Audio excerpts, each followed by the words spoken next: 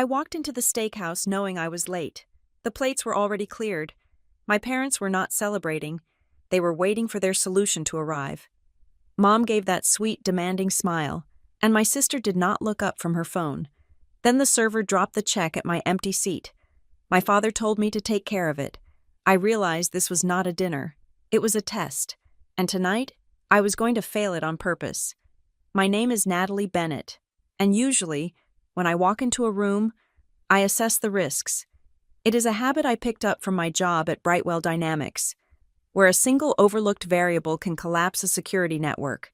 But tonight, walking into the Argent Room in downtown Dallas, I did not need a risk assessment algorithm to know I was walking into a trap. I was the variable, and the collapse had already been scheduled. The air in the restaurant smelled of aged beef, truffle oil, and old money. It was the kind of place where the lighting was kept intentionally low, likely to hide the prices on the menu or the cosmetic work on the patrons. I navigated through the maze of mahogany tables, my heels sinking slightly into the plush carpet. I checked my watch. I was 20 minutes late. I had done that on purpose, driving 3 laps around the block, hoping that by the time I arrived, they might have at least looked at the bill themselves. I was wrong. I spotted them in a semi-private booth near the back. The scene was almost artistic in its composition. My father, Raymond, was leaning back against the leather banquette, his hands folded over his stomach, looking satisfied. My mother, Lori, was swirling the last half-inch of a dark red wine in her glass, her eyes scanning the room with a relaxed, benevolent gaze, and Madison, my younger sister, was bathed in the artificial glow of her smartphone, completely detached from the physical world. But the detail that stopped me cold, the data point that mattered, was the table surface itself. It was clear. The dinner plates were gone, the bread baskets were empty, even the dessert spoons had been cleared away. They had not just finished eating, they had been finished long enough for the staff to reset the stage. They were not celebrating their 35th anniversary anymore. They were waiting for their solution to arrive. I reached the table, and the performance began. "Natalie!" Lori exclaimed, her voice pitching up into that theatrical register she used when an audience was nearby. She did not stand up to hug me. Instead, she offered me that gentle, terrifying smile she saves for requests she thinks I cannot refuse. It is a weaponized expression, one that implies that if I do not smile back, I am the one making a scene. "We were worried you got lost, honey." "Traffic was a nightmare on the tollway," I lied, sliding into the only empty chair. It was the only chair without a coat draped over it. My seat. It felt less like a spot at a family dinner and more like the defendant's chair in a courtroom. "You work too hard," Raymond said. He did not look at me. He was looking at a point somewhere over my left shoulder, perhaps admiring the architecture or just avoiding the reality of his daughter. "Family time is important, Natalie. You have to make time for the people who matter." "I am here now, Dad," I said, keeping my voice neutral. Madison did not look up. She was holding her phone high, tilting it at precise angles to catch the ambient light. I could see the screen reflecting in her glasses. She was editing a video clip of the empty table, the candle flickering, the expensive wine bottle. She was curating the aesthetic of wealth without having to deal with the mechanics of acquiring it. "Hey, Nat," Madison murmured, her thumbs swiping furiously. "You blocked my view of the chandelier." "Happy anniversary," I said. Ignoring her, I looked at my parents. "Did you enjoy the meal?" "Oh, it was spectacular," Lori sighed, reaching out to pat my hand. Her skin was cool, her rings heavy and cold against my knuckles. "The filet was to die for, and your father finally tried that Wagyu beef he has been reading about in his magazines. We just thought, well, we thought it would be such a nice treat." Then, the server appeared. He was a young man, professional, dressed in a vest that fit him too well. He held a black leather folder in his hand. He did not ask who the check belonged to. He did not hover uncertainly between my father and me. He moved with the confidence of someone who had been instructed beforehand. He set the check folder down right in front of me. The silence that followed was heavy. louder than the clinking of silverware from the surrounding tables. It was a practiced silence. My family was good at this. They were masters of the pause, experts in creating a vacuum that I was compelled to fill just to relieve the tension. I stared at the black leather. I did not open it yet. "We figured since you missed the toast," Lori said, her voice dropping to a conspiratorial whisper. "And since you are doing so well at that computer firm, you wouldn't mind covering it. Right as a gift. It is the least you could do." Madison chimed in, finally lowering her phone. She smirked, a small, tight expression that vanished as quickly as it appeared. "I mean, I bought them a card," Raymond cleared his throat. "It is not about the money, Natalie. It is about the gesture. It is about taking care of family. That is what we do. We support each other." Support. That was the word he used.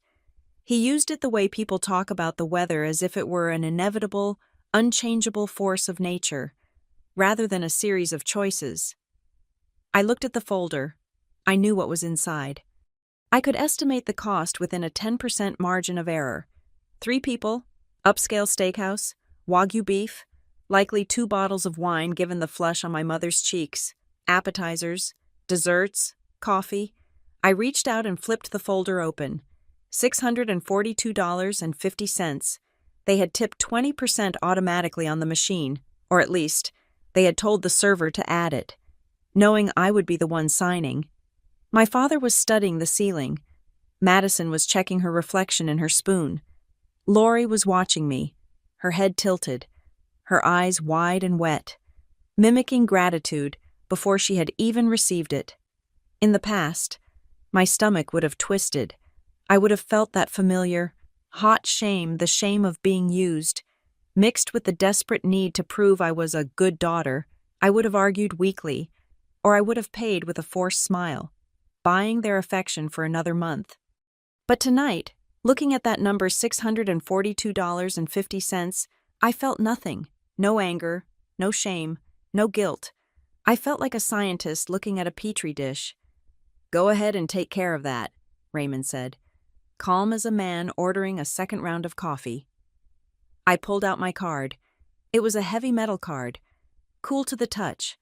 I placed it in the folder. I was paying. Yes, but I wasn't submitting.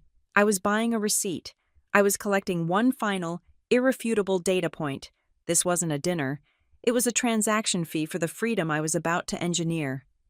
"Thank you, sweetie." Lori beamed. She clapped her hands together softly. "I knew we could count on you. You are always so reliable."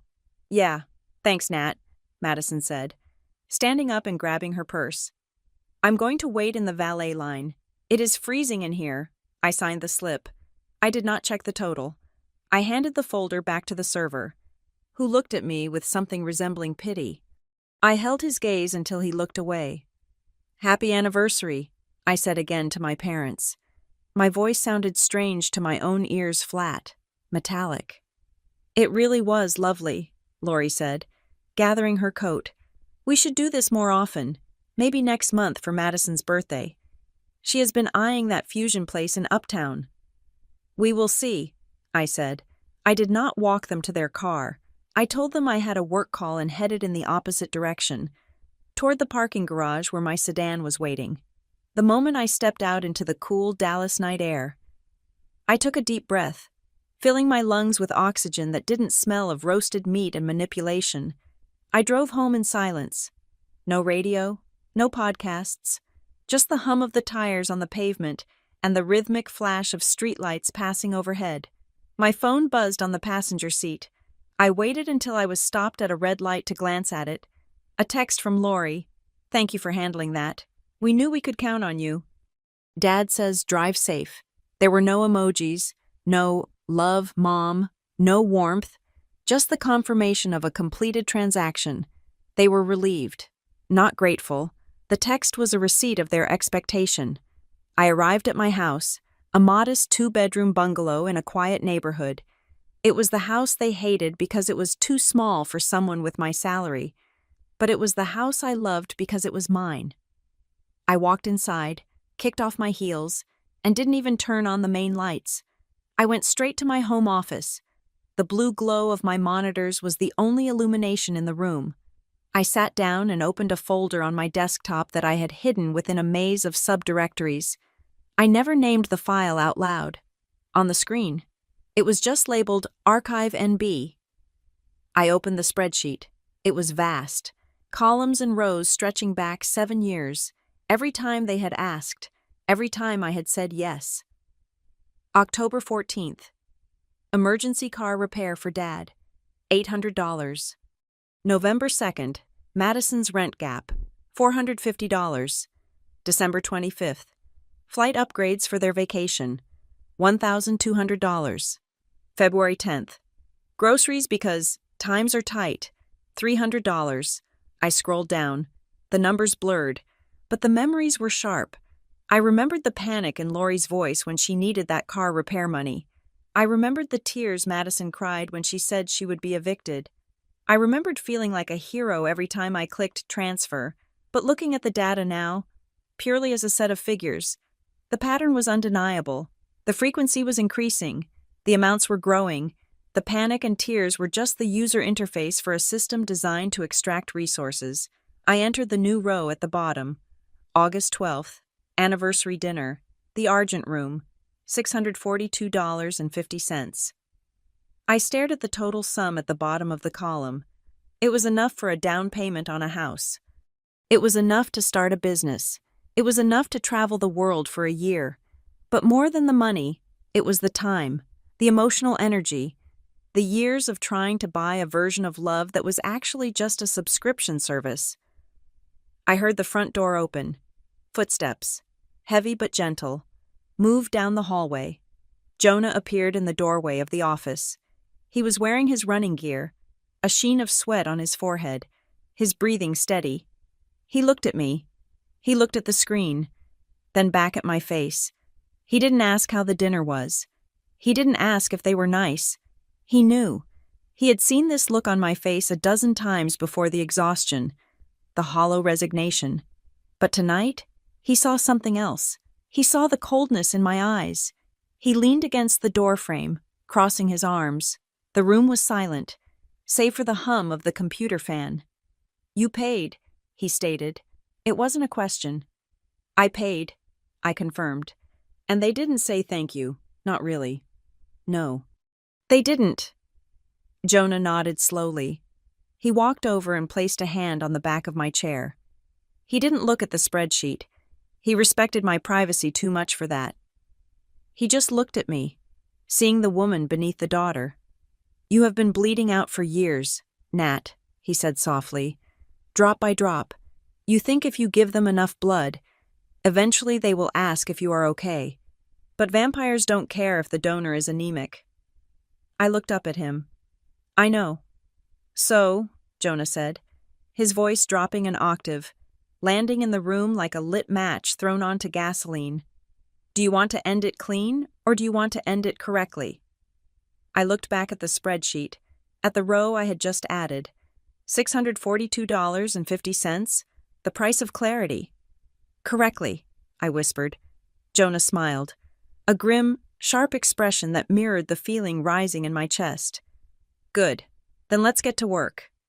If you looked at the Bennett family mantelpiece, you would see a shrine to American normalcy. There are framed photographs arranged by year, documenting a timeline of color-coordinated sweaters and bleached smiles. We look like a brochure for a gated community.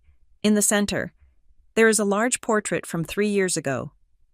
Raymond and Lori seated on a velvet bench, Madison leaning affectionately on Dad's shoulder, and me standing slightly behind Mom, my hand resting on the back of the seat. To a stranger, it looks like a close-knit family. To me, it looks like a solar system. Madison is the sun, burning bright and demanding gravity. My parents are the planets, locked in her orbit, and I am the dark matter invisible, essential for holding the structure together, but never actually seen. The truth is, nobody ever asked me what I needed because I made the mistake of never needing anything. I was not born the easy daughter. I was built, layer by layer, through 1,000 small reinforcements. It started when I was 7, Madison, then 4, had thrown a tantrum in a grocery store because she wanted a specific brand of cereal. She screamed until her face turned purple. My mother looked on the verge of tears, overwhelmed by the noise and the stares of other shoppers. I remember quietly putting my own chosen treat, a small box of animal crackers, back on the shelf, and taking my mother's hand, I told her I did not want them anymore. The relief on Lori's face was narcotic. She squeezed my hand and whispered, "Thank you, Natalie. You understand, don't you? You are such a good helper." That was the seed. Natalie understands. By the time I was 12, understanding had become my job description. If money was tight, Madison still got new dance shoes because she has potential, while I wore my sneakers until the soles talked. If we were late for a movie, it was because Madison couldn't find her scarf, but I was the one scolded for not helping her look. I learned that being low maintenance was the only currency I had to buy their affection. If I was quiet, if I made no demands, if I solved problems instead of creating them, I was rewarded with a distracted smile and a pat on the head. I became addicted to the praise of being the responsible one. It felt like love, even though it was just convenience. Raymond, my father, framed this neglect as character building. He would sit me down after I had cleaned the kitchen without being asked, or after I had tutored Madison through a math class she was failing, and he would nod solemnly. "This is what responsible people do. Natalie," he would say, his voice heavy with self-importance. "The world is full of people who take. You are one of the rare ones who gives. That is a virtue." He made my exploitation sound like a moral high ground. He made me feel like a martyr instead of a victim. I wore that identity like armor, not realizing it was actually a target painted on my back. The financial grooming began the summer I turned 20. I was in college, working 2 jobs, one at the library, one waiting tables to pay my own tuition because my parents needed to focus their resources on Madison's private high school. I came home for a weekend visit to find the house sweltering. The air conditioning unit had died. My mother was fanning herself with a magazine, looking tragic. My father was pacing, talking about credit limits and high interest rates. Madison was complaining that she couldn't sleep in the heat. "I have some savings," I heard myself say. It was a reflex. I wrote a check for $250. It was everything I had saved for my next semester's textbooks. I told myself it was a loan. I told myself it was an emergency. "We will pay you back as soon as Dad's bonus comes in," Lori promised, hugging me tight. "You are a lifesaver, Nat." They never paid me back. The bonus came, but it went to a much-needed weekend getaway for them to decompress from the stress of the broken AC. When I gently asked about the money a month later, Raymond looked at me with genuine disappointment. "We are family, Natalie," he said, his tone suggesting I had just asked to charge them interest. "We don't keep score. Besides, you are doing so well with your little jobs." I didn't ask again. I absorbed the loss because asking for my money back made me feel petty, and feeling petty clashed with my identity as the good daughter. The requests evolved slowly, insidious and creeping, like water rising in a basement. It wasn't a sudden demand for thousands. It was $10 here, $50 there. It was groceries. It was the cable bill. "Can you just grab the electric bill this month?" Lori would ask over the phone, her voice breezy. I tried to log in, but the website is acting up, and I don't want a late fee. "I will Venmo you." She never Venmo'd me, and the website wasn't acting up. The account was just empty. By the time I was 25, the dynamic had shifted from emergency help to structural support. I was no longer a safety net. I was part of the foundation. They stopped asking if I could help. They just presented the problem and waited for me to produce the solution. The worst phrase in our family lexicon became, "We already booked it." I remember the first time they used it as a weapon. I was 27. I had just started a junior role in cybersecurity, finally making a decent salary, though I kept the exact number vague. Lori called me, her voice bubbling with excitement. "We are going to Key West for Dad's 50th, she squealed. "We found this amazing resort. Madison is bringing a friend." We got a suite. That sounds great. Mom, I said, genuinely happy for them. I hope you have fun. Oh, you are coming too, she said. We need you to drive us to the airport, and since the suite is so expensive, we figured you could chip in for the deposit. It is only $800. Mom, I can't, I said. I have rent. I have student loans. But we already booked it, she said, her voice dropping, instantly wounded. It is non-refundable. Natalie, if you don't pay the deposit, we lose the reservation. You wouldn't ruin your father's 50th birthday, would you? I paid the $800. I drove them to the airport. I didn't go on the trip because I had to work. But I paid for their fun. I paid for the peace. That was the realization I came to far too late. I wasn't paying for their lifestyle. I was paying the noise away. I was paying to avoid the guilt trips, the heavy sighs, the "I guess we just won't go" remarks that were designed to crush me. I was paying to keep the version of my parents that loved me. The smiling, grateful version alive. If I stopped paying, that version died, and I was left with the cold, judgmental strangers I saw at the steakhouse. I facilitated this by lying about my life. They knew I worked in computers, but they had no idea what I actually did at Brightwell Dynamics. They pictured me resetting passwords or fixing jammed printers. I never corrected them. I never told them that I was the senior operations lead, that I managed risk controls for multinational defense contracts, or that my signature could authorize spending that dwarfed their mortgage. I kept my title small so their requests would stay manageable. I dressed in simple clothes from Target when I visited. I drove a reliable sedan, not the luxury car I could easily afford. I thought I was being clever. I thought that by looking just okay, I was protecting myself from their greed. But I was wrong. My modesty didn't stop them. It just made them feel entitled to whatever little they thought I had. They looked at my simple life and assumed I had no expenses, no ambitions, and therefore, plenty of surplus for them. The most painful part of scrolling through that spreadsheet wasn't the total dollar amount. It was the pattern of the dates. Every payment I made coincided with a moment where I sought connection.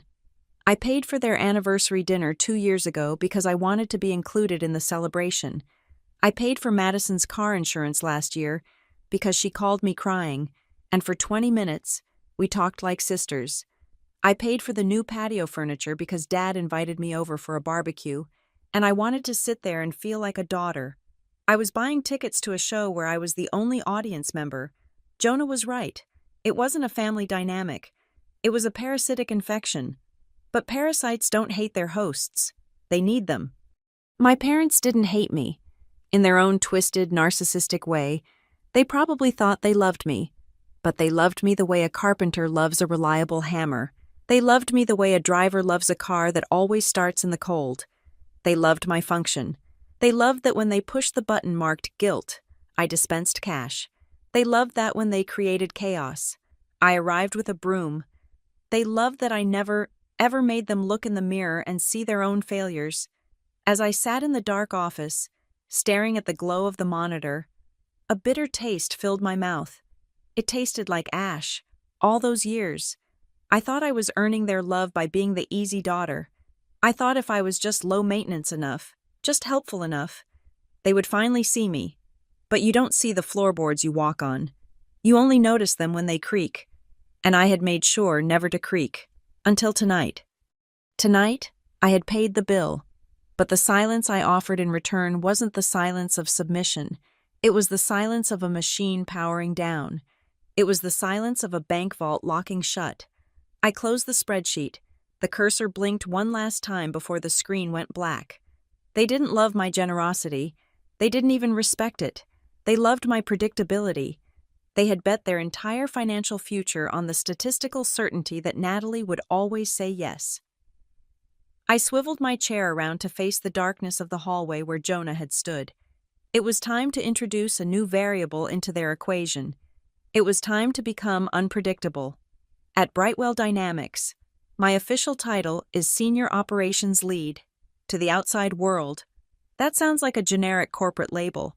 The kind of job where you attend endless meetings and circulate memos about refrigerator etiquette. In reality, my role is about containment. I design risk protocols for private defense contractors and high net worth entities. My days are spent looking for cracks in digital walls, analyzing breach vectors, and ensuring that when a system fails, it fails safely. I am paid a significant amount of money to be paranoid, to assume that everyone is lying until the data proves otherwise, and to spot the anomaly in a sea of standard code. It is a profound irony that for over a decade, I left those skills at the door the moment I entered my parents' house. I sat at my desk, the dual monitors casting a pale, clinical light over my hands. I had opened a new tab in the spreadsheet, one dedicated purely to analysis. I was no longer the daughter trying to help. I was the auditor. For years, I had maintained a specific camouflage around my family. I drove a 4-year-old sedan when I visited them, even though I could have bought a showroom model with cash. I wore jeans and plain cotton shirts from department store clearance racks. I never wore my watch, a vintage timepiece I had bought for myself after my first major promotion, because I knew it would draw Madison's eye like a magpie to foil. I had curated an image of stable but struggling, a deliberate underselling of my success. I thought that if they believed I was just getting by, they would not ask for too much. I thought my mediocrity was a shield. I was wrong. My camouflage had not protected me. It had only lowered the threshold for their entitlement, because they thought I had less. They felt justified in taking the little they assumed I had, believing that we are all in this together. If I had shown up in a Porsche, they might have hesitated, intimidated by the wealth, but because I showed up in a Honda, they felt comfortable picking my pockets. I started sorting the data in the spreadsheet. I categorized the expenses not by date, but by trigger event. The pattern emerged within seconds. It was so obvious that I felt a flush of professional embarrassment. Every single dinner invitation from my parents had occurred after the reservation was already made. February 14th. We managed to get a table at the Palm. Meet us there in an hour. May 10th. Your dad is craving seafood. We are already seated at Ocean Prime. August 12th. The Argent Room. They never asked if I was free. They never asked if I wanted to go. They secured the asset, the table, and then called the financier. It was a procurement strategy. I was not a guest. I was the payment method. I moved to the vacations category. July 4th weekend. Madison found this cute Airbnb in Austin. We booked it for the family. Cost to me $450 for the remainder of the deposit. December 23rd. The flight prices were jumping, so we grabbed seats for you to come home. Just transfer us the cost. Cost to me $600. The phrasing was always identical. We already booked it. They used urgency as a weapon. They created a sunk cost fallacy, knowing that I, the responsible daughter, would not let the money they had allegedly already spent go to waste. They leveraged my own prudence against me. Then I looked at the emergencies. This was the hardest column to read. These were the moments where they had weaponized my empathy. October 3rd, 2 years ago. Mom's dental surgery. Insurance is fighting us. $1,200, March 15th, last year. Madison's laptop died. She has finals next week. She will fail without it. $800. I highlighted the dental surgery entry. I remembered that week. I had rushed the money over, terrified my mother was in pain. 2 weeks later, I saw photos on Facebook of her smiling at a garden party, her teeth looking exactly the same. But she was wearing a new designer silk scarf and my father was holding a new set of golf clubs. I did a text search in the document for the word repaid. The result came back 0 matches found. I searched for returned. Sent back. Reimbursed. 0 matches found. I sat back, the leather of my chair creaking in the silent room. Over 7 years of documented transactions, comprising dozens of loans and advances, not a single cent had ever traveled back in my direction, not once, even when they had promised next week, or when the tax refund hits. The money only flowed one way. I wasn't a bank. A bank collects interest. A bank has collateral. I was a leaky faucet they had learned how to turn on. "This is impressive," Jonah said. I hadn't heard him walk back in. He was standing behind me, looking at the screen over my shoulder. He placed a mug of black coffee on the coaster near my mouse. "It is not impressive," I said, my voice steady but cold. "It is negligence, on my part." "No," Jonah corrected me. "It is fraud, on theirs." He pointed to a cluster of entries from 3 years ago. "Look at this. Utilities, groceries, car repair, utilities again. That was the year your dad supposedly started his consulting business, right?" "Yes," I said. "He said cash flow was tight during the startup phase." "Natalie," Jonah said, leaning down so his face was level with mine. "He didn't start a business. He retired. He just didn't tell you. You have been paying his salary." The realization hit me like a physical blow to the chest. The consulting gigs that never materialized. The days he spent at the club, networking. He hadn't been working.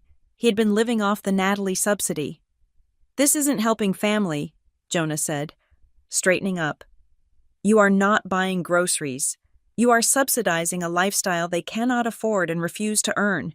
You are the reason they feel rich." I picked up my phone. I didn't open Instagram. I didn't open my contacts to call my mother and scream.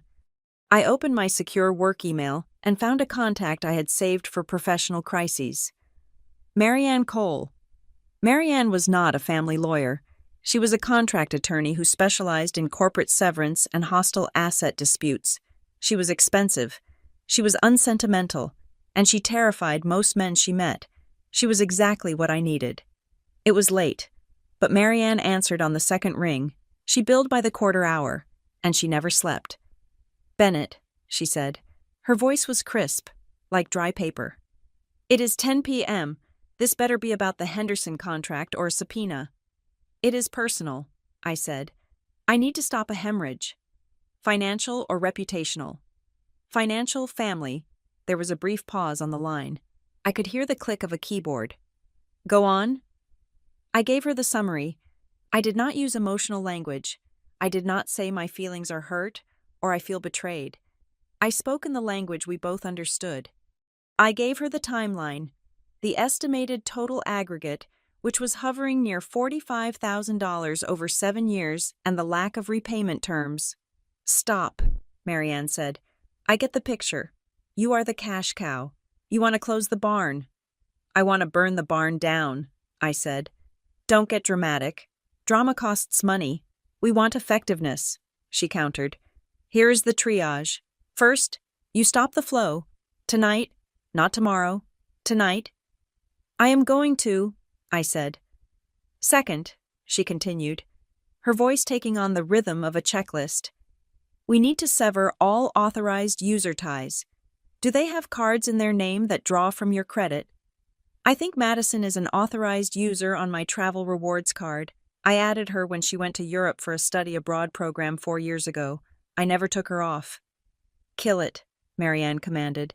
"Report it lost or stolen if you have to, but get a new number issued immediately. Second, auto pays. Do you pay their cell phones?" "Yes." "It is a family plan. It was cheaper to bundle." "Cheaper for them? Expensive for you? Cancel the line or transfer billing responsibility. Give them 30 days notice if you want to be nice. Give them 0 if you want to be smart." "I want to be smart," I said. "Good. Now, the big one. Credit exposure. You need to freeze your credit with all 3 bureaus. Experian, TransUnion, Equifax. Right now. If they have your social security number and they are your parents, so they definitely do, they might try to open something new when the cash stops coming. Desperate people do stupid things. Natalie. Entitled people do criminal things and call it borrowing." I was typing as she spoke, opening the browser tabs for the credit bureaus. "I am doing it now. One last thing," Marianne said. "The dinner tonight. How did you pay?" I gave the server my card. "Did you?" she asked. I paused. I replayed the scene in my head. The server had brought the folder. I had opened it.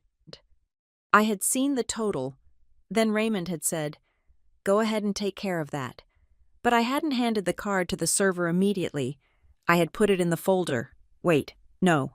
My memory sharpened. The server hadn't taken the folder away to run the card. He had opened the folder at the table, glanced at the card I put inside, nodded, and then handed me the receipt to sign immediately. He hadn't walked to the terminal. "He didn't run it," I whispered. "He brought the slip ready to sign." "Which means," Marianne said, her voice dropping into a dangerous register, "that the restaurant already had your card information stored in their point-of-sale system. You didn't pay for dinner. Natalie, you authorized a charge they had already set up." My blood ran cold. "How?" I asked. "I haven't been to the Argent Room in 6 months." "Think," Marianne said. "Who made the reservation?" "My mother." "She made the reservation," Marianne deduced. "And when they asked for a card to hold the table, or perhaps when they asked if she wanted to use the card on file from a previous visit, she said yes. She authorized a charge on a card that is not hers." "That is theft," I said. "It is unauthorized use of a payment instrument," Marianne corrected. "But yes, in the eyes of the law, if you didn't hand over that card or give verbal consent prior to the charge being run, it is a gray area that leans heavily toward fraud. Your mother didn't just expect you to pay. She ensured you had no choice." I looked at the spreadsheet again. The row for tonight's dinner seemed to glow red. $642.50. It wasn't a test. It was a heist. "What do I do?" I asked. "You execute the freeze," Marianne said. "You cut the authorized users, and then you send a very clear written notification to the restaurant revoking all stored payment methods." "And Natalie." "Yes.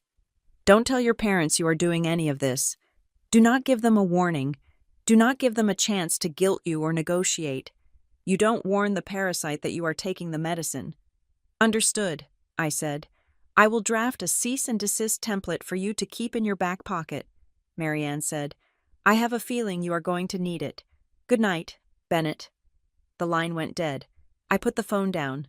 I looked at the credit bureau tabs open on my screen. My hands were shaking, not from fear, but from the adrenaline of finally seeing the battlefield clearly. For 33 years, I thought I was fighting for their love. I thought I was paying dues to belong to a club. But I wasn't a member. I was the sponsor. I clicked the button on the Equifax screen. Freeze my credit. I clicked the button on TransUnion. Freeze. I clicked the button on Experian. Freeze. Then I logged into my credit card portal. I found the authorized user section. I saw Madison's name. I hovered over the trash can icon. I didn't hesitate. I clicked. User removed. The screen refreshed. The name was gone. I sat in the silence of my office. Surrounded by the invisible walls I was finally building, the air in the room felt lighter, cleaner. Jonah was watching me from the doorway. He raised his coffee mug in a silent toast. I picked up my own mug and took a sip. It was cold, but it tasted better than the $60 wine my mother had drunk tonight. I had unplugged the machine. Now, I just had to wait and see what would happen when the lights went out. The following Saturday morning did not begin with a confrontation. It began with a cup of Earl Grey tea and a silence so profound it felt like a physical presence in my home office. There was no screaming, no tearful phone calls, and absolutely no dramatic declaration of independence.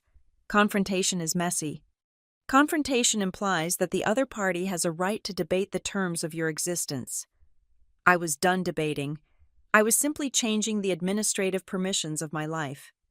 I sat at my desk, the same place where I had analyzed the damage the night before, but the spreadsheet was closed now. In its place was a simple checklist. I treated this not as a family dispute, but as a system migration. When a server is compromised at Brightwell Dynamics, we do not argue with the hackers. We isolate the node. We revoke access tokens. We patch the vulnerability. I started with the digital tethers. First, the family share plans. It is amazing how modern technology disguises dependency as convenience. I logged into my Apple account. There they were. Raymond, Lori, and Madison listed under my primary ID. This allowed them to share my paid apps, my cloud storage, and, crucially, my payment method for media purchases. I clicked on Madison's profile first. Her avatar was a selfie with a heavy filter. I navigated to the Remove from Family button. A warning popped up. Madison will lose access to shared subscriptions and iCloud storage. I clicked Confirm. I watched the spinning wheel for 3 seconds. Then, she was gone. I repeated the process for Lori, then for Raymond. Next, I tackled the streaming services. This was where the death by 1,000 cuts theory was most visible.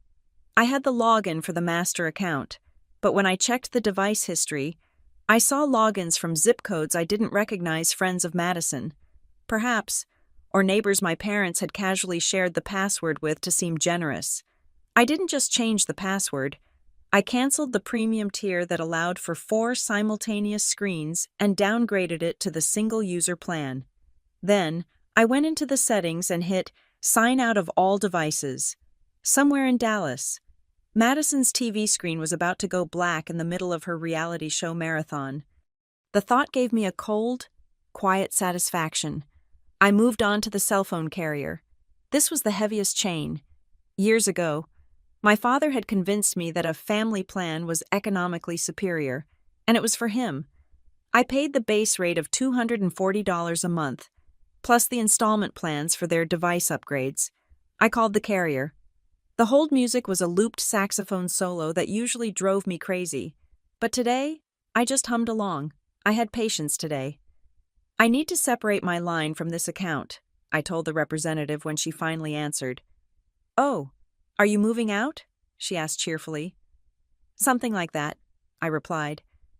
I want to transfer billing responsibility for the other 3 lines to the account holder's name, Raymond Bennett. I will retain my number on a separate, individual account. I can do that, she said. But just so you know, without the multi-line discount, the price for the remaining 3 lines will go up by about $40 per month. That is fine, I said. I accept that change. It wasn't my change to accept. Really, it was theirs. But they wouldn't know that until the next billing cycle. I spent the next 3 hours systematically scrubbing my financial DNA from their lives. I found an old roadside assistance add-on I had been paying for since I was 22, covering my parents' vehicles. Canceled. I found a recurring donation to a charity my mother liked to support publicly, which was charged to my card so she could get the tax write-off receipt. Canceled. I found a gym membership for Madison that had not been swiped at the turnstile in 11 months. Canceled. By noon. I had reduced my monthly outgoing cash flow by nearly $900. That was $900 a month that I had been setting on fire to keep them warm, while they complained about the smoke. Then came the hardest call, the Argent Room. Marianne had been right about the card on file. It was a security risk, and I needed to close it. I dialed the restaurant's number, waiting until 2 in the afternoon when I knew the lunch rush would be over, but the dinner service hadn't started. Argent Room, this is David, a voice answered. Hi, David. This is Natalie Bennett. I dined there recently. Yes, Ms. Bennett. How can I help you? I need to update my privacy settings with you, I said, my voice projecting the kind of boredom that suggests this is a routine administrative task. I need you to remove all stored payment methods linked to my name or phone number from your point-of-sale system, immediately. Oh, David sounded surprised. We keep those on file for VIP convenience.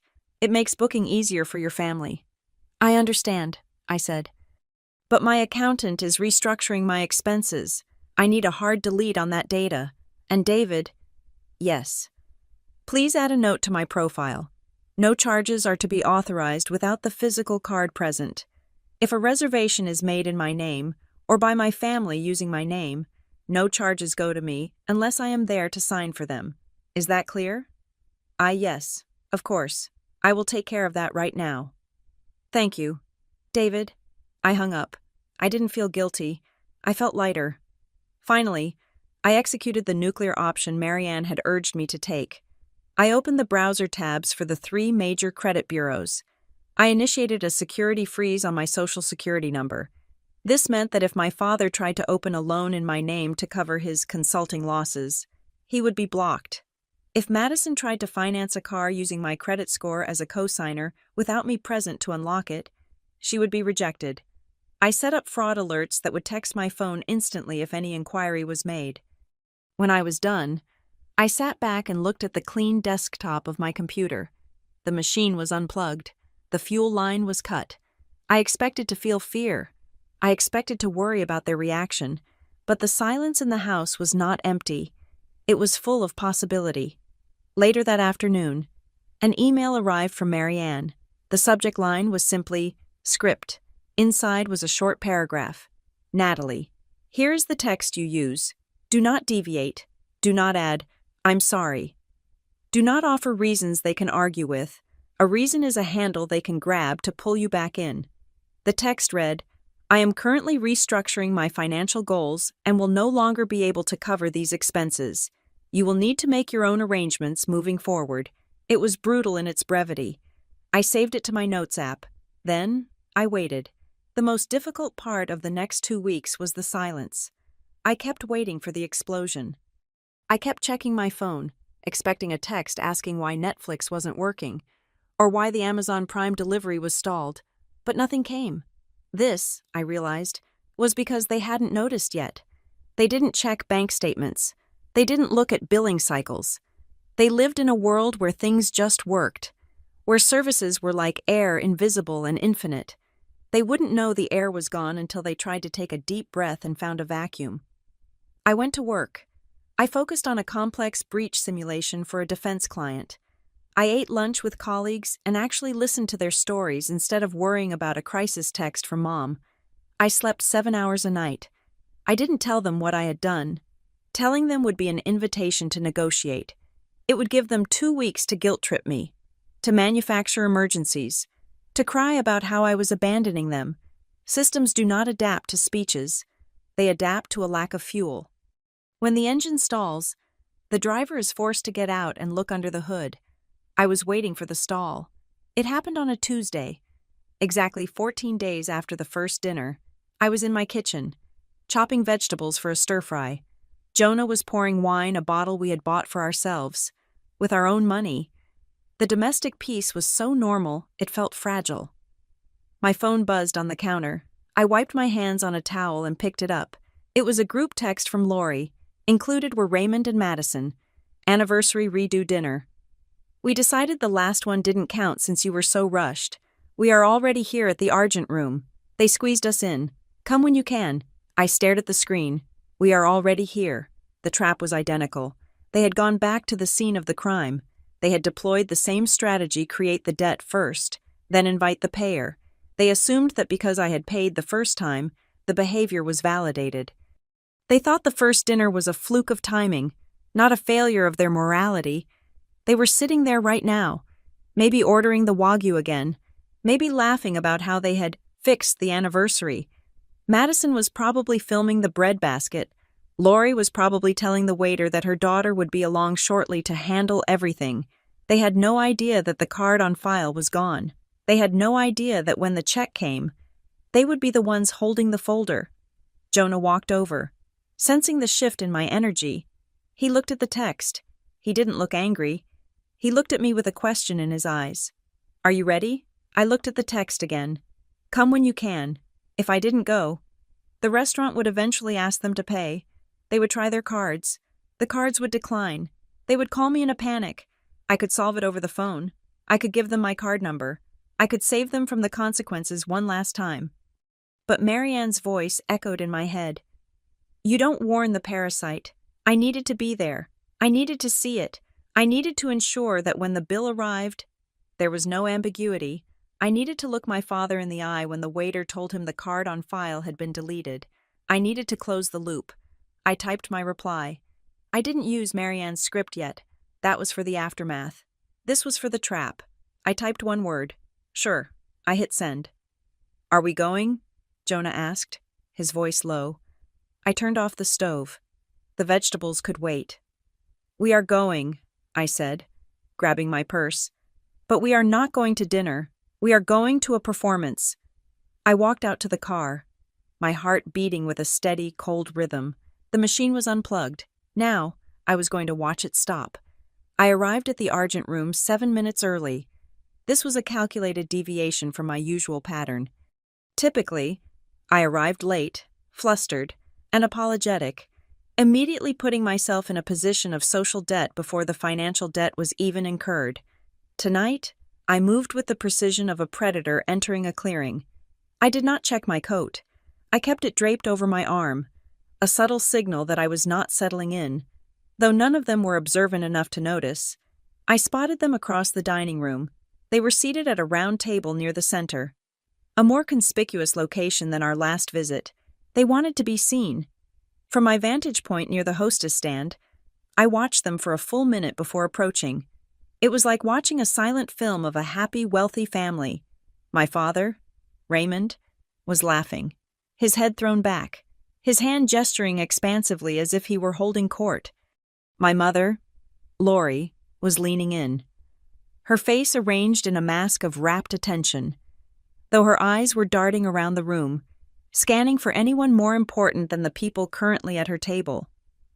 Madison was there, but she wasn't alone. Next to her sat a young man with slicked-back hair and a suit that fit him a little too tightly across the shoulders, Chase. They looked confident. They looked secure. They looked like people who believed the laws of physics or finance did not apply to them because they had me. I walked toward the table. I didn't rush. I let my heels click rhythmically against the floor. A steady countdown they couldn't hear. Natalie. Lori spotted me first. Her voice was a little too loud, performing delight for the benefit of the neighboring tables. You made it? We thought you might get stuck in that awful traffic again. Traffic was light, I said, my voice flat. Well, sit down, Raymond said, waving his hand regally. We have a full house tonight. I took the empty seat. The geography of the table was telling. I was placed between my father and Chase, directly across from Madison. It was the position of a mediator, or perhaps a buffer. This is Chase, Madison said, barely looking up from her phone. She was adjusting the lighting on a candle, trying to get the perfect glow for her Instagram story. Chase, this is my sister, Natalie. She works in IT. Nice to meet you, Chase said, extending a hand that felt slightly damp. He flashed a bright, practiced smile. Maddie has told me so much about you. She says you are the brains of the operation. Did she? I replied, pulling my hand back quickly. We already ordered for you, honey, Lori interjected smoothly. She reached out and patted my arm, a gesture that looked affectionate but felt like a restraint. The waiter was pushing us to get the orders in before the rush, and we know you always hesitate with the menu. So we just got the seafood tower and the porterhouse for the table, to save time. To save time. It was such a graceful erasure of my autonomy. They hadn't ordered for me to save time. They had ordered for me to ensure the bill reached a certain threshold. If I had ordered for myself, I would have chosen a soup or a salad. By ordering for the table, they ensured I was on the hook for the premium items they wanted to consume. That is fine, I said. See, Lori beamed at Chase. She is so easygoing. We are very lucky. The waiter arrived with a bottle of wine, a Caymus Cabernet. I knew the price without looking at the list. It was roughly $200 a bottle. He poured for Raymond, then Lori, then Chase. When he came to me, I covered my glass. Just water, please, I said. Sparkling. Oh, come on, Nat, Madison groaned. Don't be boring. It is a celebration. What are we celebrating? I asked. The table went quiet for a fraction of a second. They hadn't thought about that. The anniversary redo was a flimsy cover story, and they all knew it. Family, Raymond declared, recovering his fumble with a toast. He raised his glass. To family, and to the future. To family, Chase echoed, clinking his glass a little too hard against Raymond's. He laughed, a loud barking sound that made a woman at the next table glance over. Chase was desperate.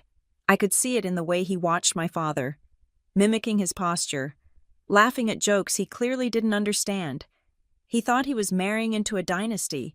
He had no idea he was auditioning for a spot on the Titanic.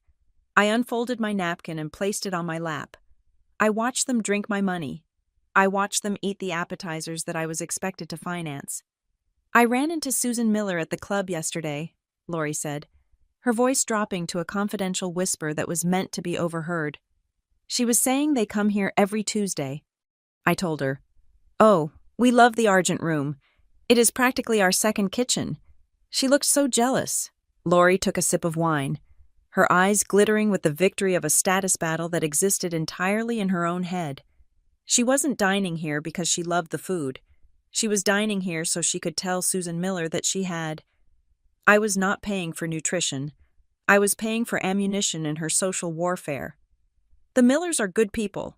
Raymond nodded sagely. Old money. Unlike us. I thought. We are no money. I am thinking of joining the club, Chase announced, puffing out his chest.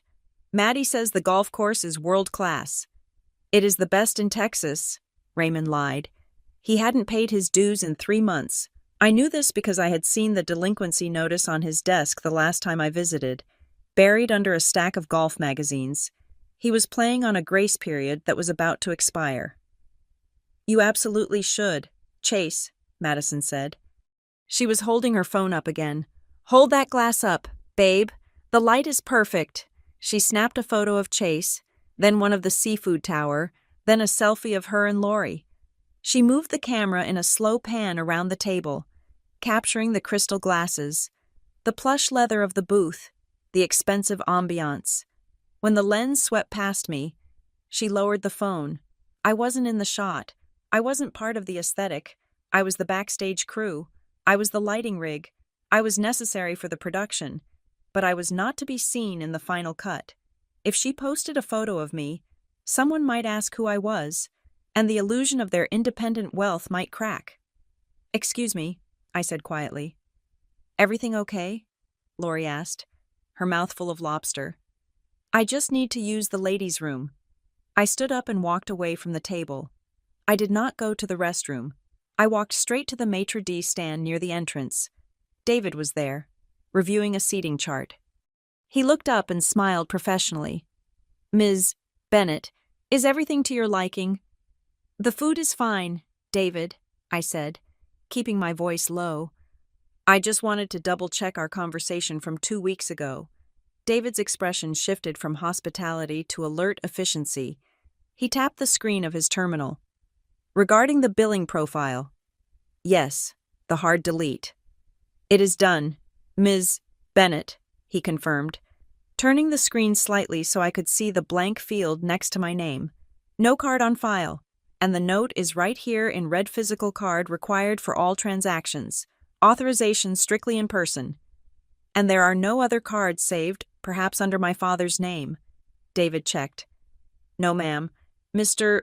Bennett's profile has an expired visa ending in 4022. It was removed by the system 6 months ago. Excellent, I said. Thank you. Will you be taking care of the check tonight?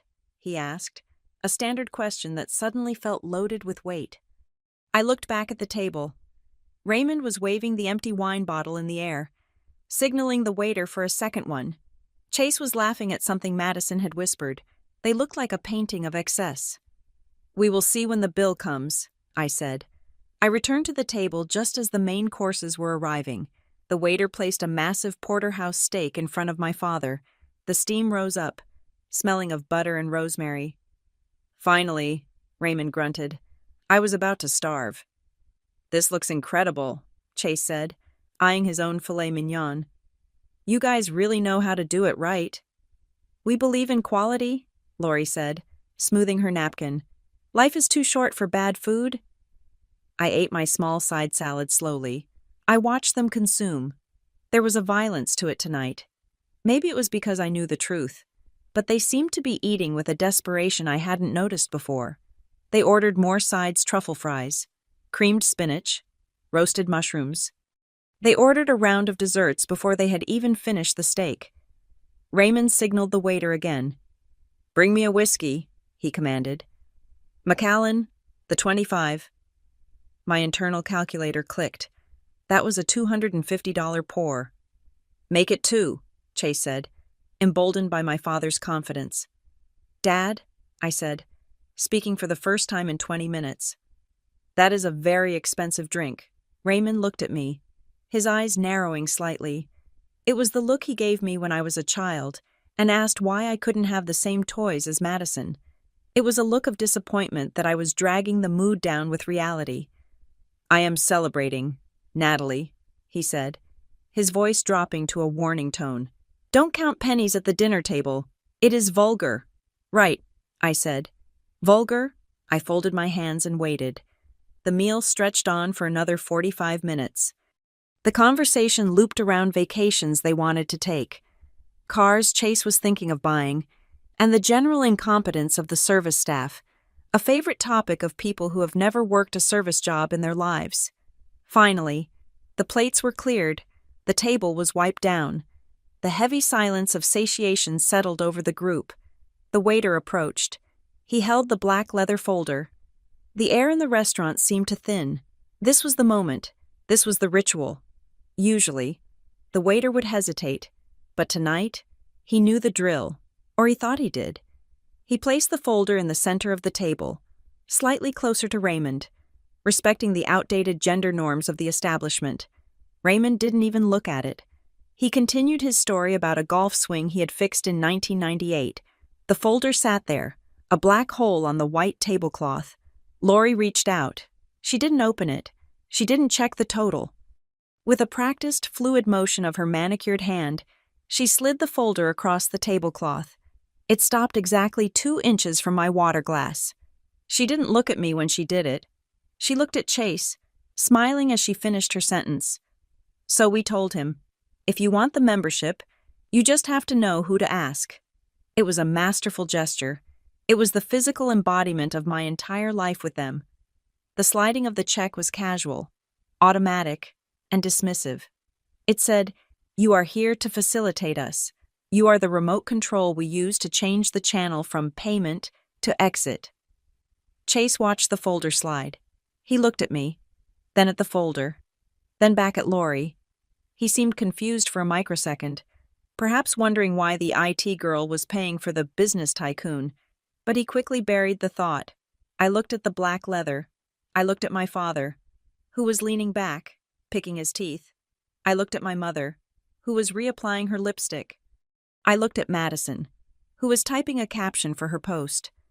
"Go ahead and take care of that, sweetie," Lori said, her voice light and airy, the way one speaks to a servant who has lingered too long. I didn't move. The seconds ticked by. 1, 2, 3. "Natalie," Raymond said, glancing at the folder. "Don't keep the man waiting." I placed my hands on the table, palms down. The surface was cool. "No," I said. It wasn't a shout. It was barely a whisper, but in the vacuum they had created, it sounded like a gunshot. The silence that followed my refusal was not empty. It was heavy, pressurized, and vibrating with a frequency only my family could generate. It was the sound of a script going off the rails. Lori blinked. Her smile didn't vanish immediately. It froze, twitching at the corners as her brain tried to reconcile the input. The daughter pays. That was the law of gravity in our universe. For the daughter to say no was as disorienting as watching rain fall upward. "Natalie," Lori said, her voice dropping to a harsh whisper. She leaned over the table, her eyes darting to the nearby booths to ensure no one of importance was witnessing the glitch. "Don't do this here. You are being dramatic." "I am not being dramatic," I said, keeping my voice at a conversational volume. "I am being accurate. I am not paying for this dinner. I am not paying for the wine. I am not paying for the whiskey." Raymond shifted in his seat. The leather creaked loudly.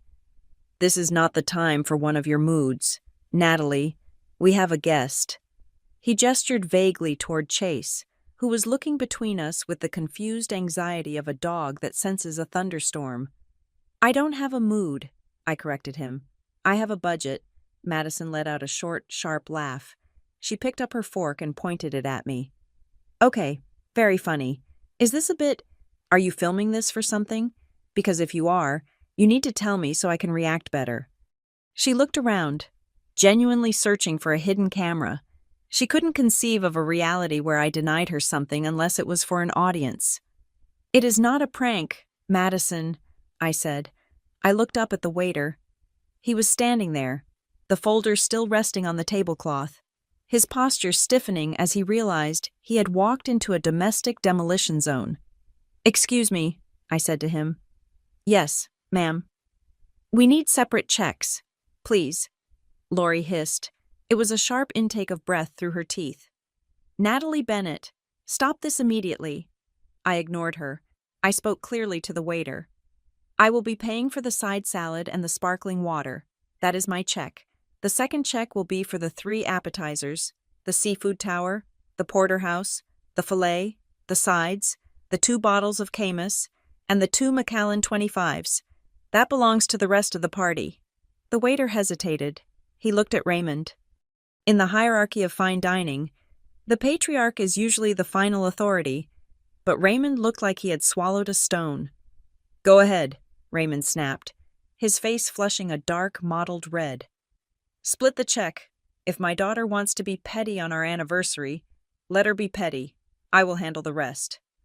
"Very good, sir," the waiter said. He withdrew the folder and stepped back to the digital terminal station near the wall. "I hope you are happy," Lori whispered, her eyes narrowing into slits. "Humiliating your father like this, over a few dollars." "It is not a few dollars, Mom," I said calmly. "It is nearly $1,200, and I am not humiliating him. I am treating him like the head of the household he claims to be." Chase cleared his throat. "So, Natalie, you work in computers, right? That must be lucrative." He was fishing. He was trying to calculate if this was a temporary lover's quarrel or a structural collapse of the family bank. "I do okay," I said, "but I don't support 4 adults." The waiter returned. He had 2 folders this time. One was thin and light, the other was thick. He placed the thin one in front of me. He placed the thick one in front of Raymond. Raymond snatched it up with an aggressive motion. He didn't even open it to check the itemized list. He reached into his jacket pocket and pulled out a card. It was a sleek, silver-colored card that I recognized. It was a vanity card issued by a fintech startup that had gone under last year, but the card itself still worked on the Visa network, or at least, it used to. "Here," Raymond said, slapping the card onto the leather. "Add 20%. I don't want you to suffer because of her behavior." "Thank you, sir," the waiter said. This was the part of the horror movie where the audience screams at the screen, knowing the monster is behind the door. But I wasn't screaming. I was watching. The waiter did not walk away. At the Argent Room, for large parties, they often used handheld terminals at the table to process payments securely. The waiter produced the device from his apron. He took Raymond's card. He inserted the chip. We all watched the small screen. Processing. The seconds stretched out. The hum of the restaurant seemed to fade away, leaving only the sound of my own heartbeat, steady and slow. Beep. The sound was sharp, dissonant. It wasn't the happy chime of approval. It was the flat tone of rejection. The waiter frowned. He pulled the card out and wiped the chip on his sleeve, a polite fiction that the machine was at fault. He inserted it again. Processing. Beep. "I am sorry, sir," the waiter said, his voice lowering to a professional murmur. "The card has been declined." Raymond's laugh was forced and loud. "Ridiculous. That is a platinum account. The chip must be demagnetized. I keep it next to my phone." "Do you have another form of payment?" the waiter asked. "Of course I do." Raymond scoffed. He opened his wallet. I saw the interior. It was a graveyard of receipts and business cards.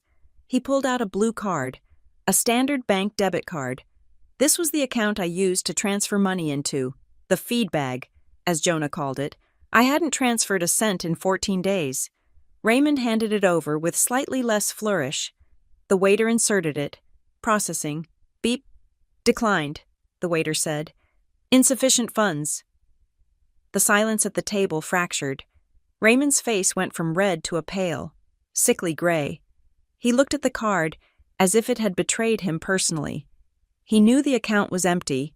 He had just hoped that maybe, somehow, I had put money in without telling him. He had gambled his dignity on my lack of boundaries, and he had lost. This is absurd, Lori said, her voice high and pitchy. Their system is down. It has to be. My system is working perfectly, ma'am, the waiter said, his patience thinning. We just processed 3 other tables. Madison, Raymond barked, abandoning the pretense of control. Give him your card. I will transfer the money to you in the morning.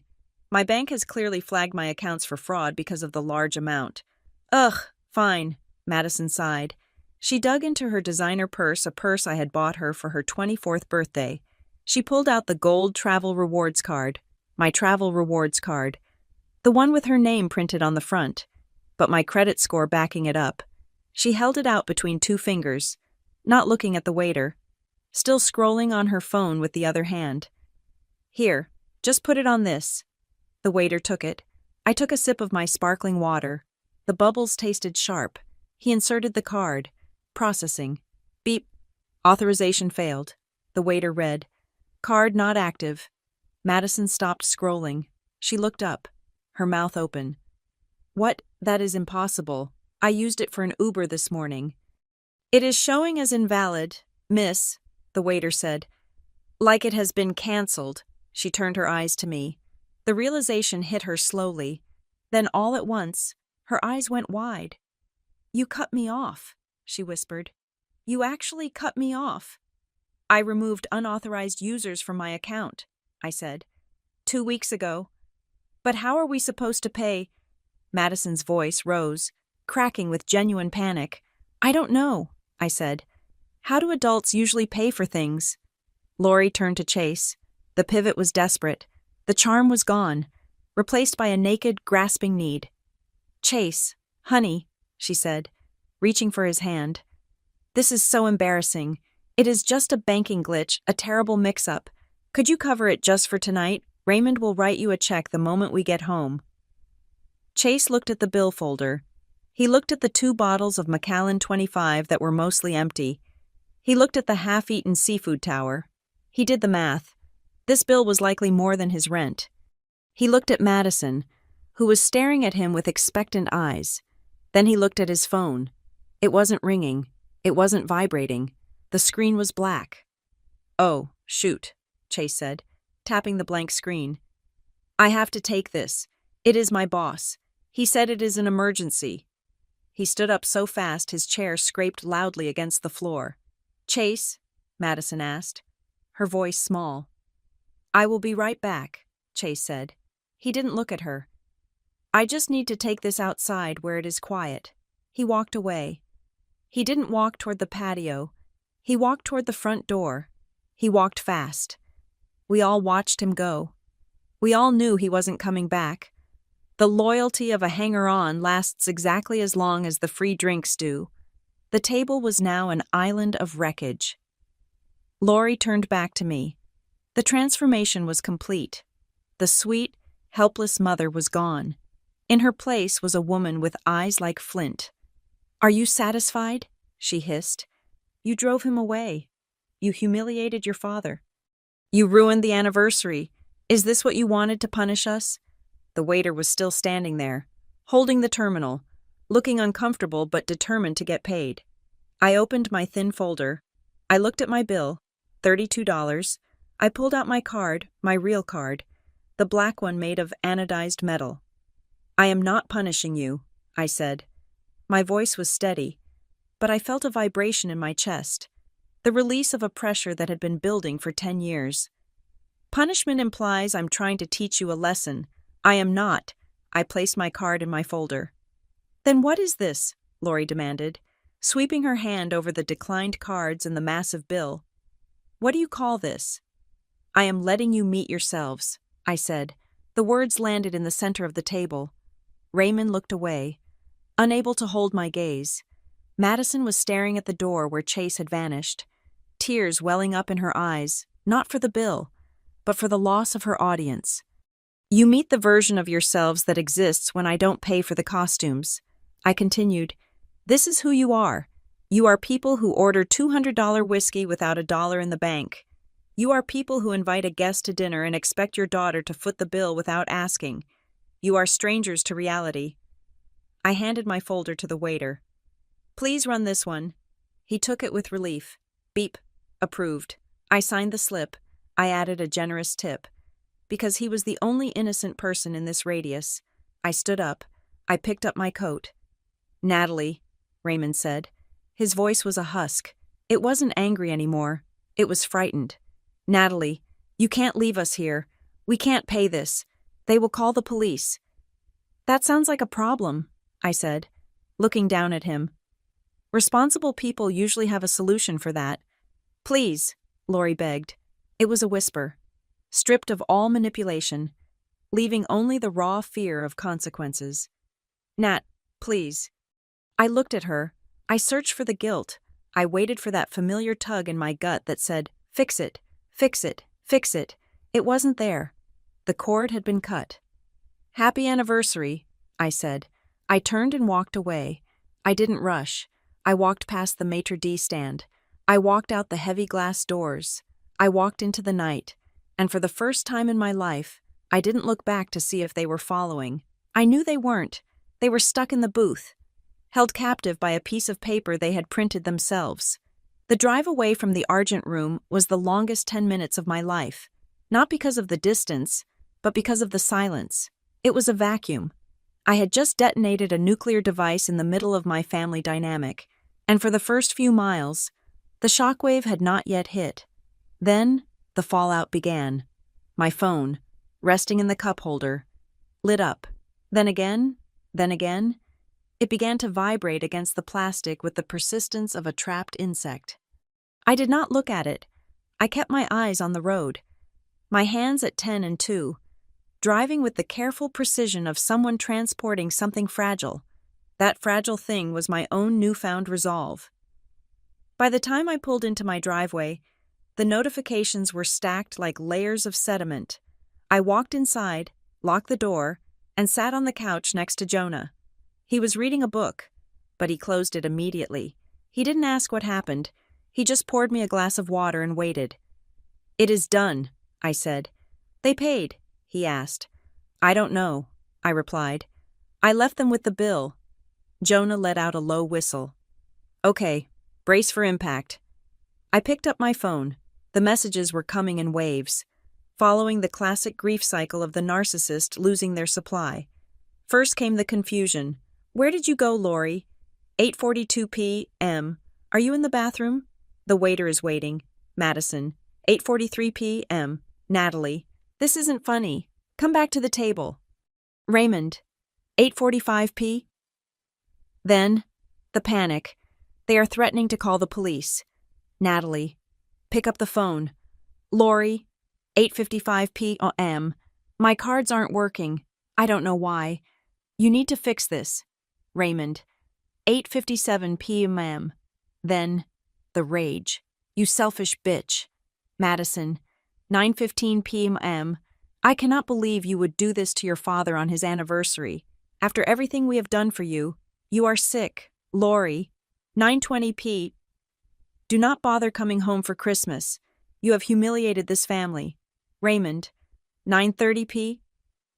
I read them all with a strange detachment, as if I were reading a case study for a psychology class. I didn't feel the familiar spike of cortisol.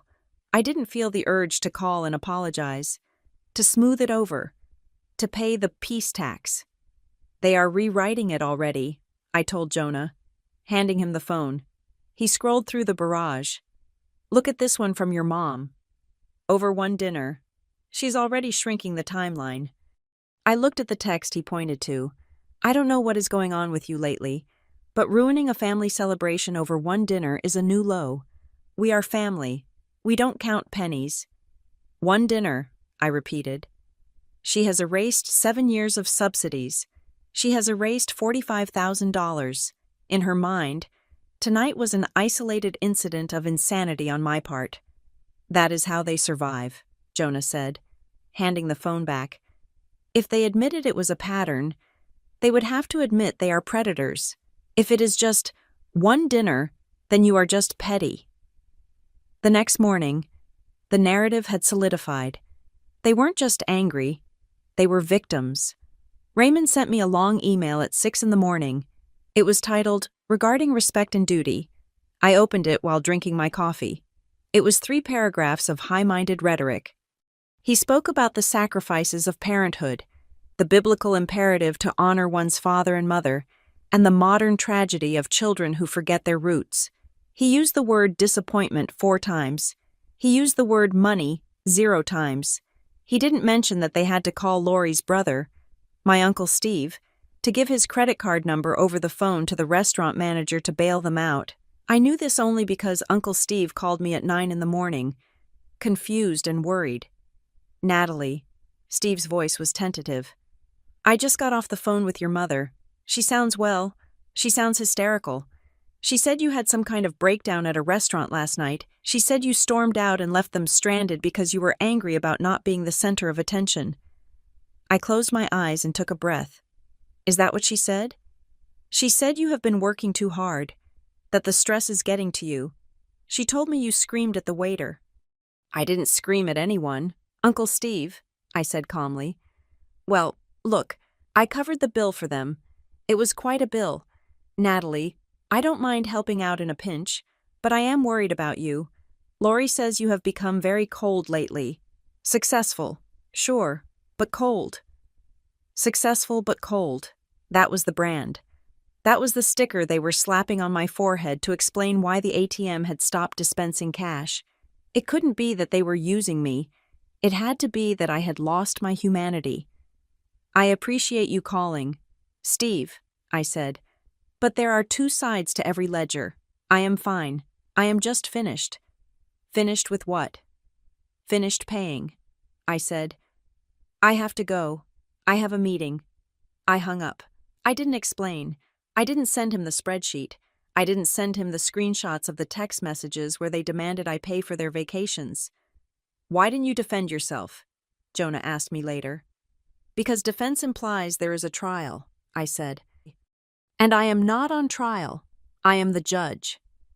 I opened a folder on my cloud drive.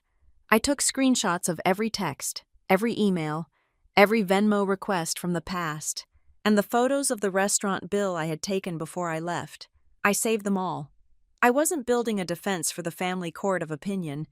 I was building a documentation trail for Marianne. By noon, the social media campaign had begun. Madison posted a story on her Instagram. It was a black screen with small, white, typewriter font text. No names. Of course, that would be too direct. It is sad when toxic people forget who raised them. Money changes people. Remember who was there when you had nothing. Family first fake. She posted it while wearing the diamond earrings I had bought her for graduation. I watched the view count tick up. I saw mutual friends heart the story. People I had known since high school. People who had eaten at my table were buying the narrative that I was the villain. It should have hurt. A year ago, it would have crushed me. I would have texted Madison, begging her to take it down, offering to transfer the money just to stop the public shaming. But today, I felt nothing but a cool, distant pity. She is posting that because she is scared, I realized aloud. She doesn't have a car payment for next month. She doesn't have rent. She is trying to shame me back into submission because the alternative is getting a job. Correct, Jonah said. When you stop funding someone, they don't miss you first. They miss your function. They are mourning the death of their lifestyle, not the loss of their sister. The days that followed were eerie. The silence in my house was absolute. No ringtones, no frantic demands, but the most surprising change was internal. For years, I had lived with a low-level hum of anxiety. It was a physical sensation, a tightness in my jaw, a shallowness in my breath.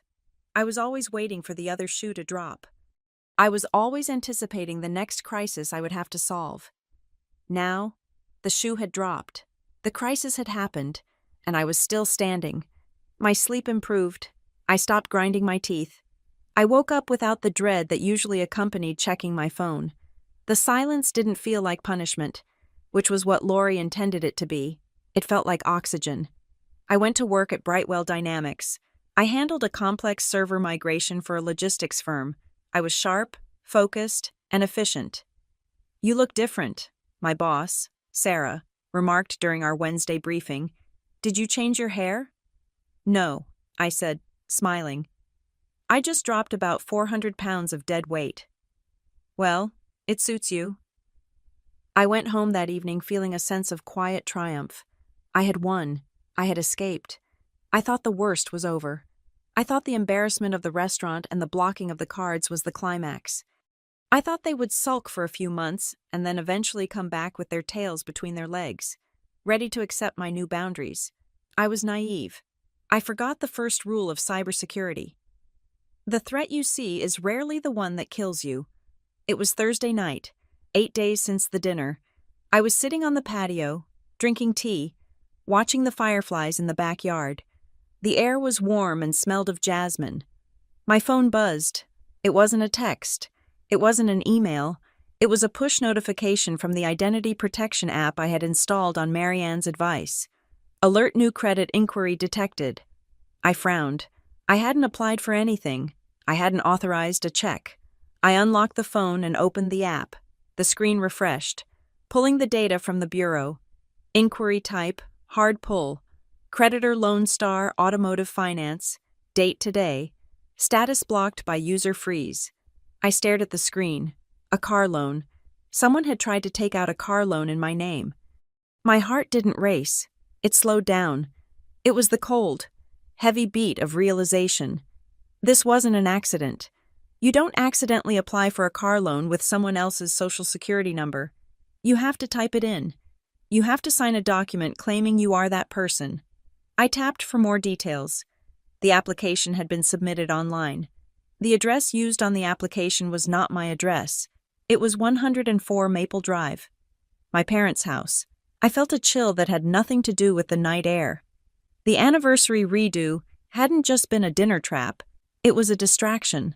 While they were playing the emotional game, or perhaps immediately after realizing the cash flow was truly dead, someone had decided to escalate from manipulation to felony. They hadn't just tried to guilt me. They had tried to become me. I stood up. The tea in my mug rippled. "Jonah," I called out. My voice was calm, but it was the calm of a surgeon stepping up to the table. He came to the door. "What is it?" I turned the phone screen toward him. "They tried to buy a car," I said, "using my name, today." Jonah looked at the alert. His face hardened. "Blocked. Blocked," I confirmed. "Because I froze it. If I hadn't, I would be the owner of a new vehicle I never saw, driven by people who hate me." I walked back inside. I didn't go to the kitchen. I went straight to my office. "What are you doing?" Jonah asked, following me.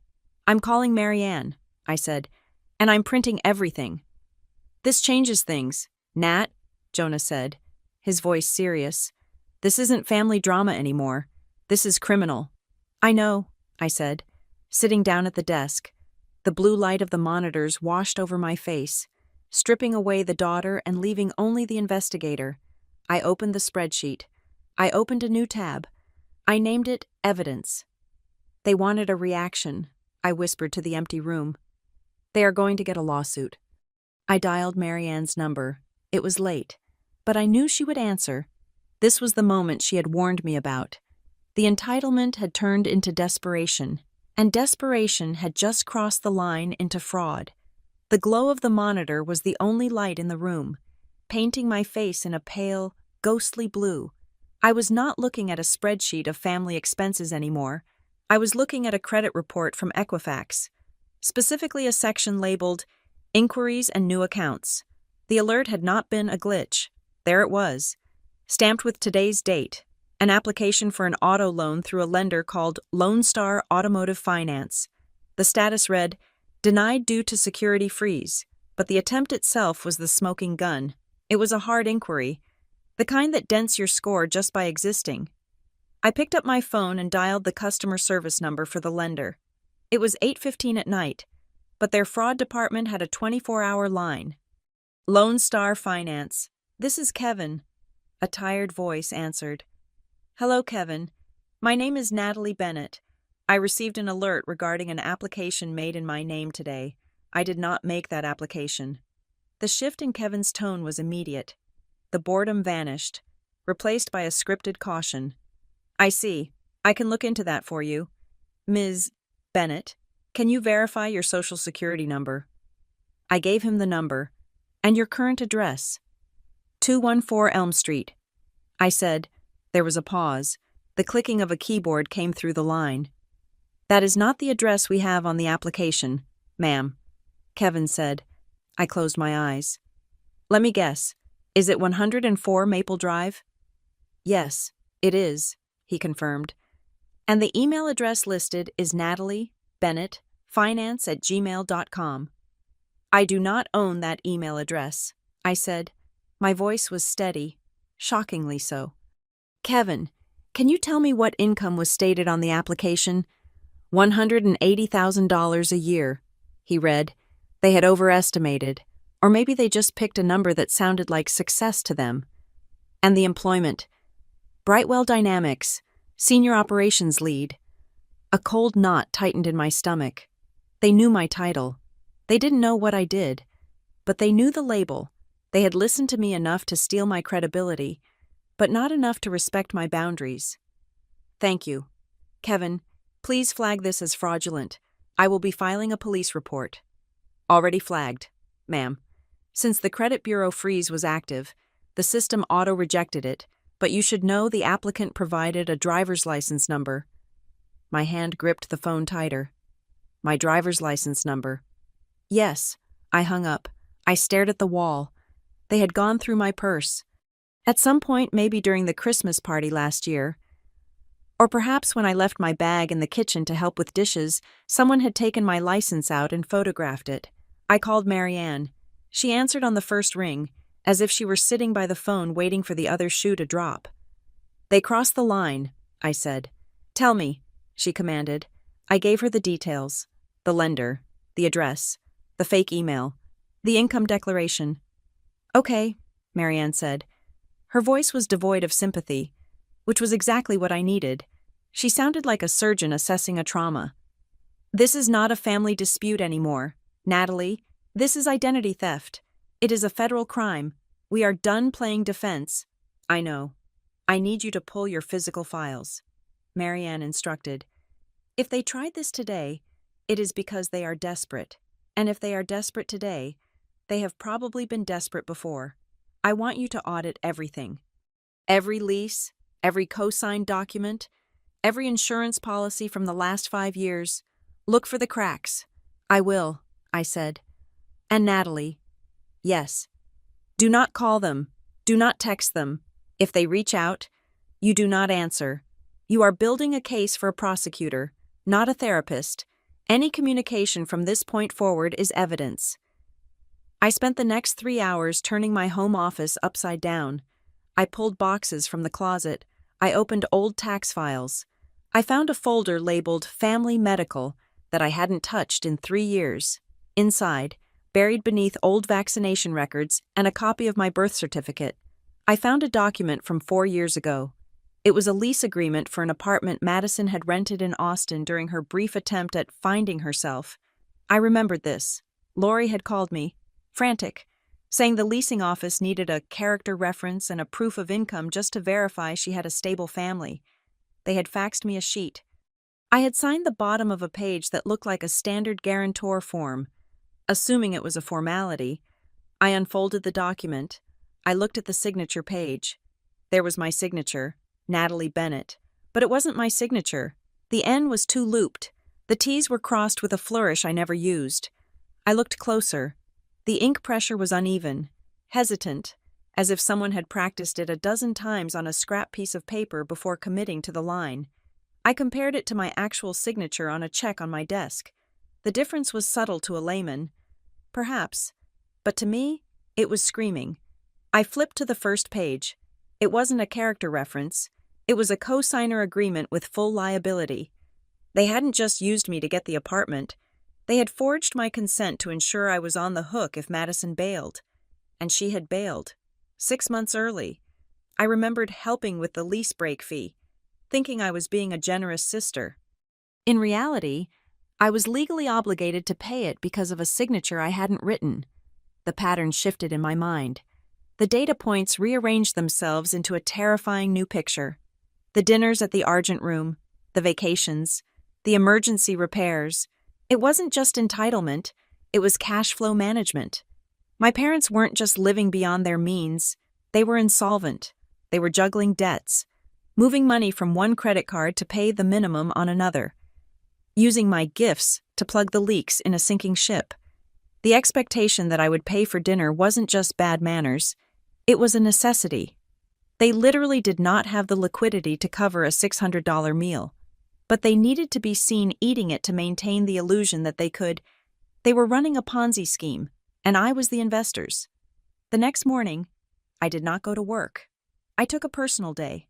I put on a charcoal gray suit, my armor. I drove to the local branch of the bank that Lone Star Automotive Finance used for their local underwriting. It wasn't my bank, but Marianne had advised me to go to the source of the inquiry if possible, or at least to my own bank to flag the cross-contamination. I went to my bank first, a large glass-walled building in downtown Dallas. The air inside was conditioned to a crisp 68 degrees.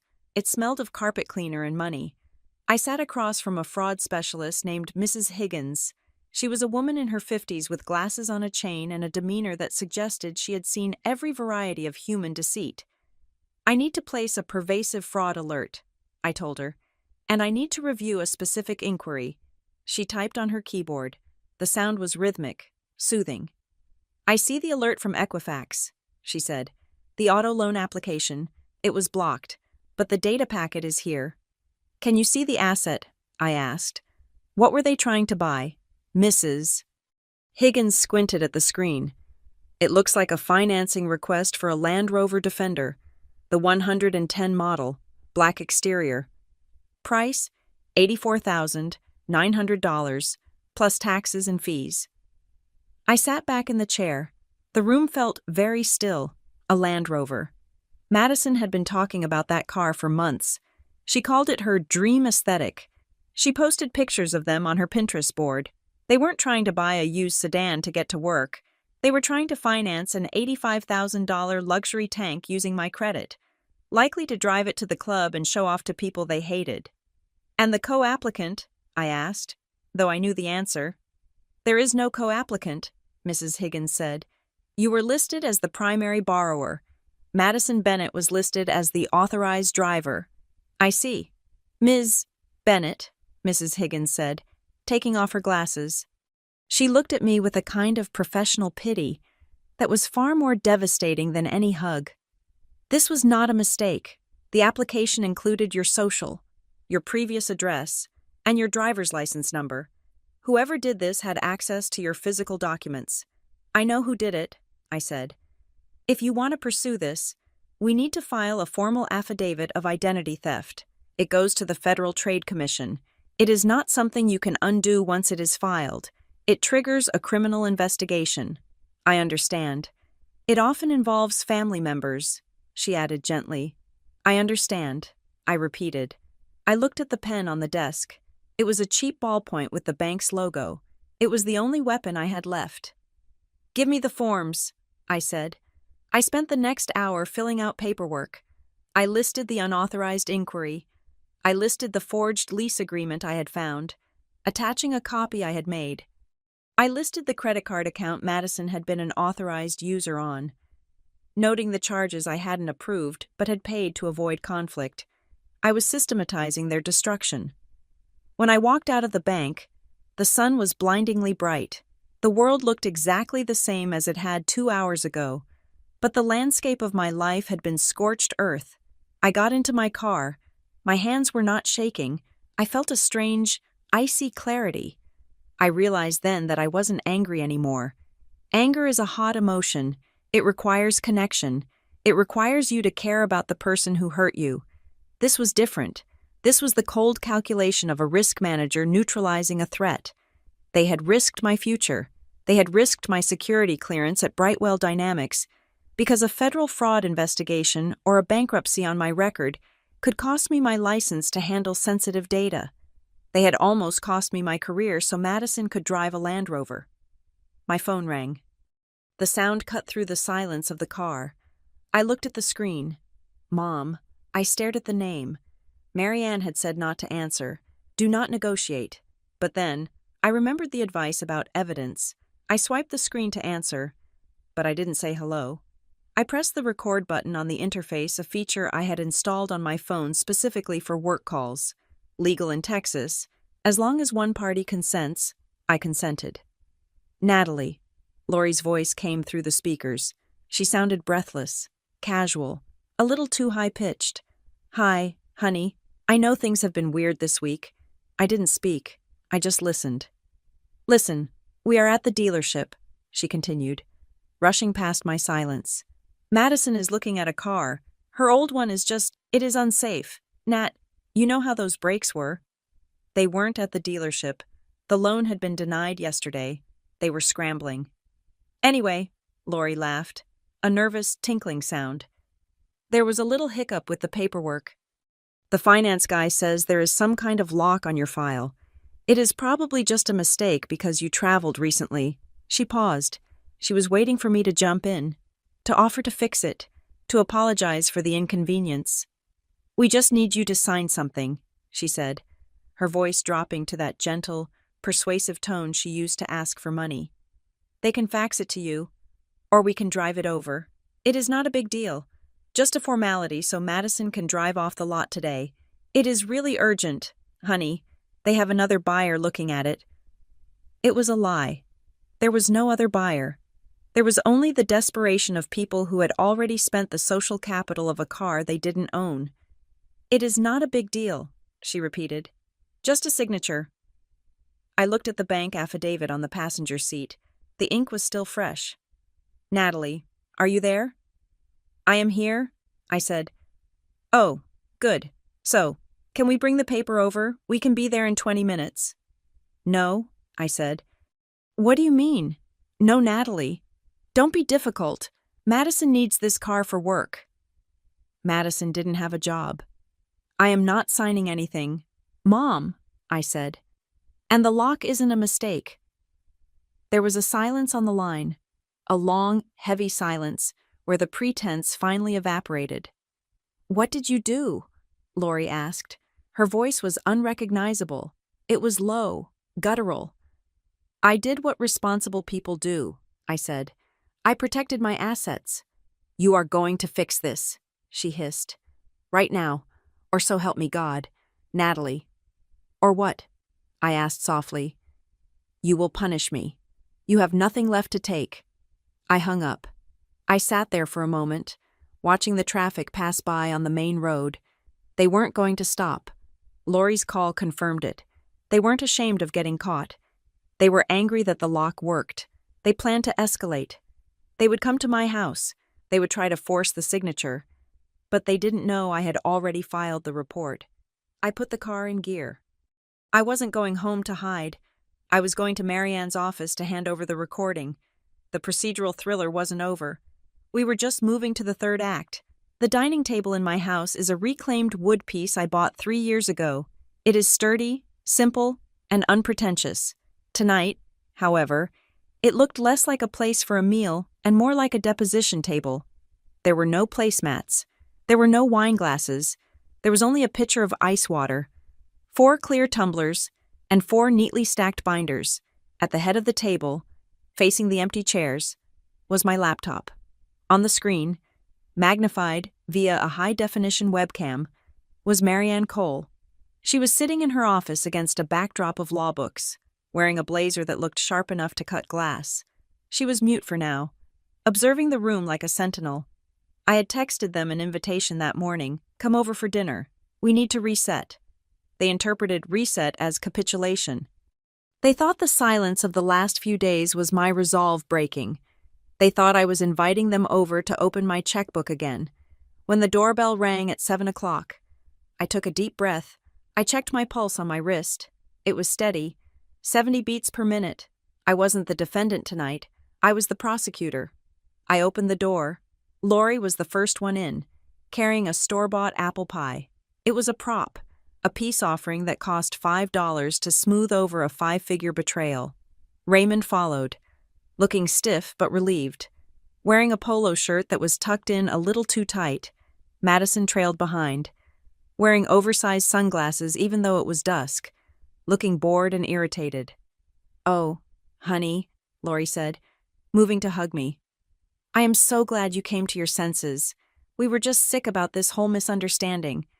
I stepped back, avoiding the hug. "Come in. Have a seat." They walked into the dining room. They stopped when they saw the table. They stopped when they saw the binders. They stopped when they saw Marianne's unsmiling face on the monitor. "What is this?" Raymond asked, his voice hardening. "I thought we were having dinner." "We are having a meeting," I said, closing the door behind them. "The food comes after the terms are agreed upon. Sit down." "Who is she?" Madison asked, pointing a manicured nail at the screen. "My name is Marianne Cole," Marianne's voice projected clearly from the speakers. "I am Natalie's legal counsel. I am present tonight as a neutral financial mediator to witness this conversation. This meeting is being recorded for documentation purposes." "Legal counsel?" Lori laughed, a nervous, high-pitched sound. "Natalie, this is ridiculous. We are family. You don't bring a lawyer to a family dinner." "You do when the family commits identity theft," I said. The room went dead silent. The air conditioner hummed, sounding like a jet engine in the quiet. I walked to the head of the table and stood next to the laptop.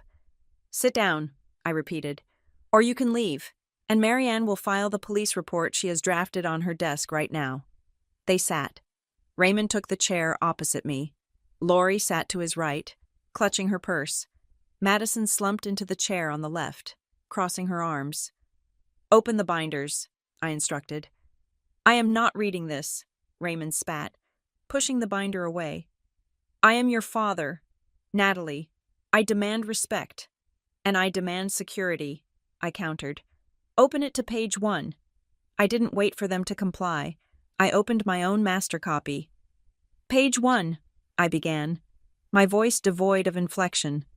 "A timeline of financial transfers from Natalie Bennett to Raymond and Lori Bennett, spanning 7 years, total aggregate value $45,320. "That number is inflated," Raymond stammered. "You are counting birthday gifts. You are counting shared meals." "I am counting bills I paid that were in your name," I corrected. "I am counting the loans for the business that never launched. I am counting the vacations I subsidized but didn't attend." Lori's eyes welled up with tears. It was a reflex, a defense mechanism she had perfected over decades. "We raised you, Natalie. We sacrificed everything for you, and now you are tallying up every penny. It is so cold. It is so heartless." "Page 4, I continued, ignoring her tears completely. I didn't hand her a tissue. I didn't soften my stance. "The credit inquiry dated 2 days ago, Lone Star Automotive Finance, applicant Natalie Bennett, income stated $180,000. I looked at Madison. She was staring at the ceiling, chewing gum. "Madison," I said. She didn't look down. "Madison," I said, sharper this time. "What?" she snapped. "I don't know what you are talking about." "You tried to buy a Land Rover Defender," I said. "You used my social security number. You used my driver's license number." "I didn't," she lied. Her voice was flat, practiced. "It was probably a glitch. Or maybe Mom did it. Why do you always blame me?"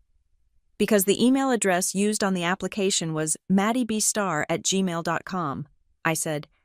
"And the IP address traces back to your iPhone." Madison's face flushed pink. "So I was just checking rates. I wasn't actually going to buy it without asking." "You submitted a hard credit pull," Marianne interjected from the screen. "That is an intent to purchase. That is wire fraud." "Stop bullying her," Lori cried out, slamming her hand on the table. "She is just a child. Natalie. She doesn't understand these things." "She is 24 years old," I said. "She is not a child. She is a felon in training." "Don't you dare call your sister a felon." Raymond stood up, his face purple. "You think you are so high and mighty with your corporate job and your lawyer? You think you are better than us?" "I think I am solvent," I said quietly. And I think you are drowning. I flipped to the next section of the binder. Page 10, I said. The co-signed lease for the Austin apartment. The signature is a forgery. Raymond sat back down slowly. The fight drained out of him as he realized the depth of the investigation. I hadn't just looked at the surface. I had excavated the foundation. We were going to tell you, Raymond muttered. It was a chaotic time. We needed to get her settled. So you stole my name, I said. We borrowed your credibility, he shouted. Because we gave you that credibility, we paid for your college. We supported you when you were starting out. I paid for my college, I reminded him. I worked 2 jobs. You paid for Madison's private high school. The doorbell rang again. Everyone froze. Lori looked at the door, then at me. Did you call the police? No, I said. I was confused. I hadn't invited anyone else. I walked to the door and checked the peephole. It was Chase. He looked sheepish, holding a bottle of wine. I opened the door. Chase. Hey, Natalie, he said, looking past me into the tension-filled dining room. Sorry I'm late. Madison texted me. She said you guys were having a forgive and forget dinner and that you wanted to apologize for the restaurant thing. I thought I should come support her. I turned slowly to look at Madison. Her face had gone pale. She had set up a backup plan for the backup plan. She had brought an audience, thinking that if Chase was here, I wouldn't dare bring up the fraud. She thought I would be too embarrassed to air the dirty laundry in front of her boyfriend. She had miscalculated. I had no shame left to exploit. Come in, Chase, I said, stepping aside. You are just in time for the exhibit. Chase walked in.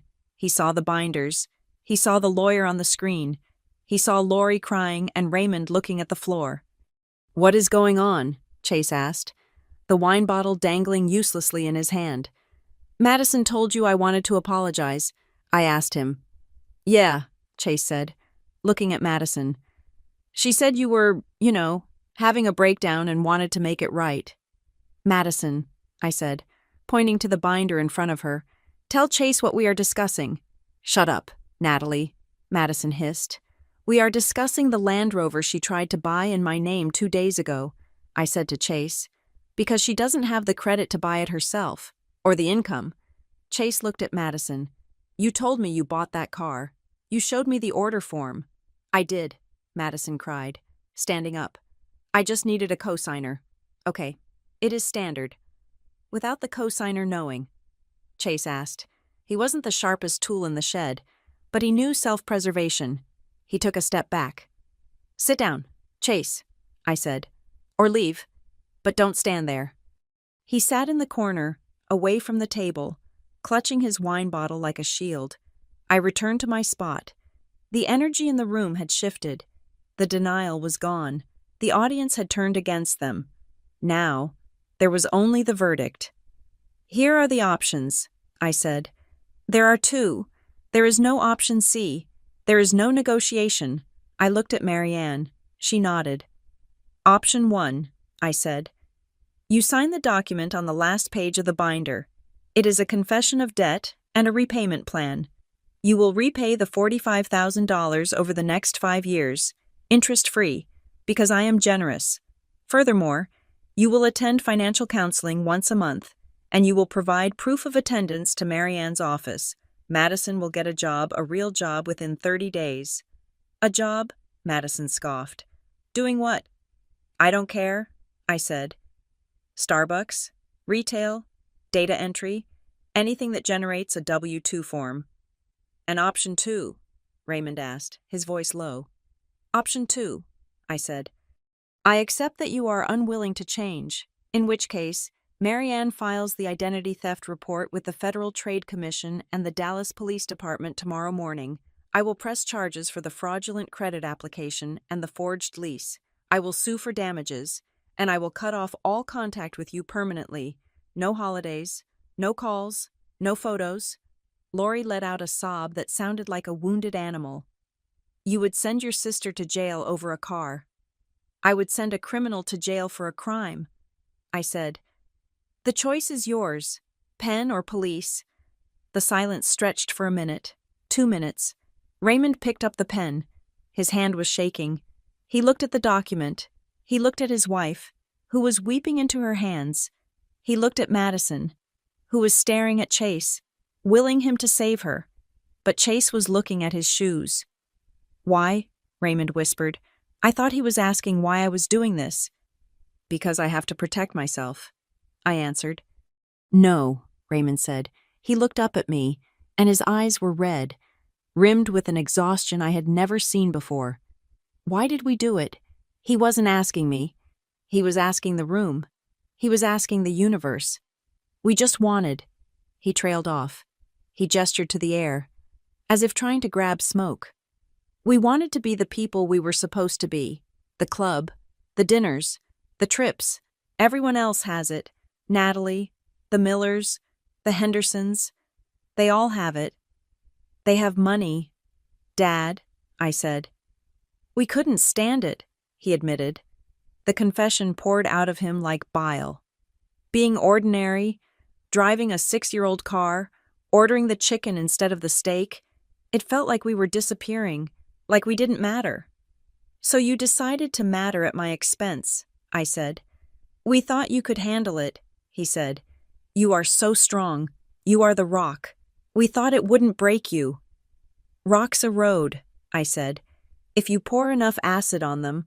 Raymond looked down at the paper. "I can't pay this back, Natalie. I don't have the cash flow." "Then you sell the house," I said. Lori's head snapped up. "What?" "You downsize," I said. "You sell the house with the pool you don't use. You move into a condo. You sell the golf clubs. You live the life you can actually afford." "I can't leave that neighborhood," Lori whispered. "What would people say?" "They would say you are retired," I said. "Or you can tell them your daughter is a monster who kicked you out. I don't care what the story is. Mom, I only care about the math." Raymond signed the paper. He pushed it across the table. He looked defeated. He looked smaller than I had ever seen him. "Madison," I said. Madison looked at the paper. She looked at me with pure, unadulterated hatred. "I hate you," she said. "Sign it," I said. She grabbed the pen and scribbled her name. It was an angry, jagged scrawl. "Lori," I said. My mother stopped crying. She dried her eyes with a napkin. She looked at me, and her expression shifted. It wasn't sadness anymore. It was the cold, sharp disappointment of a manager whose star employee had quit. "You know," she said, her voice steady and venomous, "we did everything for you. We gave you a home. We gave you confidence. We pushed you to be successful, and this is how you repay us, by treating us like employees." She picked up the pen, but before she signed, she looked me dead in the eye. "After all we did for you, Natalie." The words hung in the air. The ultimate guilt trip, the final card in the deck. I looked at her. I looked at the woman who had smiled when I paid the bills, who had used my silence as consent, who had tried to steal my future to buy a facade for herself. "You didn't raise a daughter," I said softly. I leaned in, ensuring she heard every syllable. "You raised a backup plan." Lori flinched as if I had slapped her. She looked down and signed the paper. "Get out," I said. They stood up. They didn't say goodbye. Chase scrambled up and followed them out, muttering a quick sorry to me as he passed. I watched them leave. I watched the door close. I heard the lock click. "Did you get all that?" I asked the laptop. "Every word," Marianne said. "The document is legally binding now. I will file the lien on their property tomorrow to secure the debt." "Do it," I said. I sat down at my table. The water in my glass was still cold. The binders were closed. The room was quiet. It wasn't a happy ending, but it was a truthful one. And for the first time in my life, the truth was the only thing on the menu. 3 days after the signing of the repayment agreement, Brightwell Dynamics hosted its annual client open house.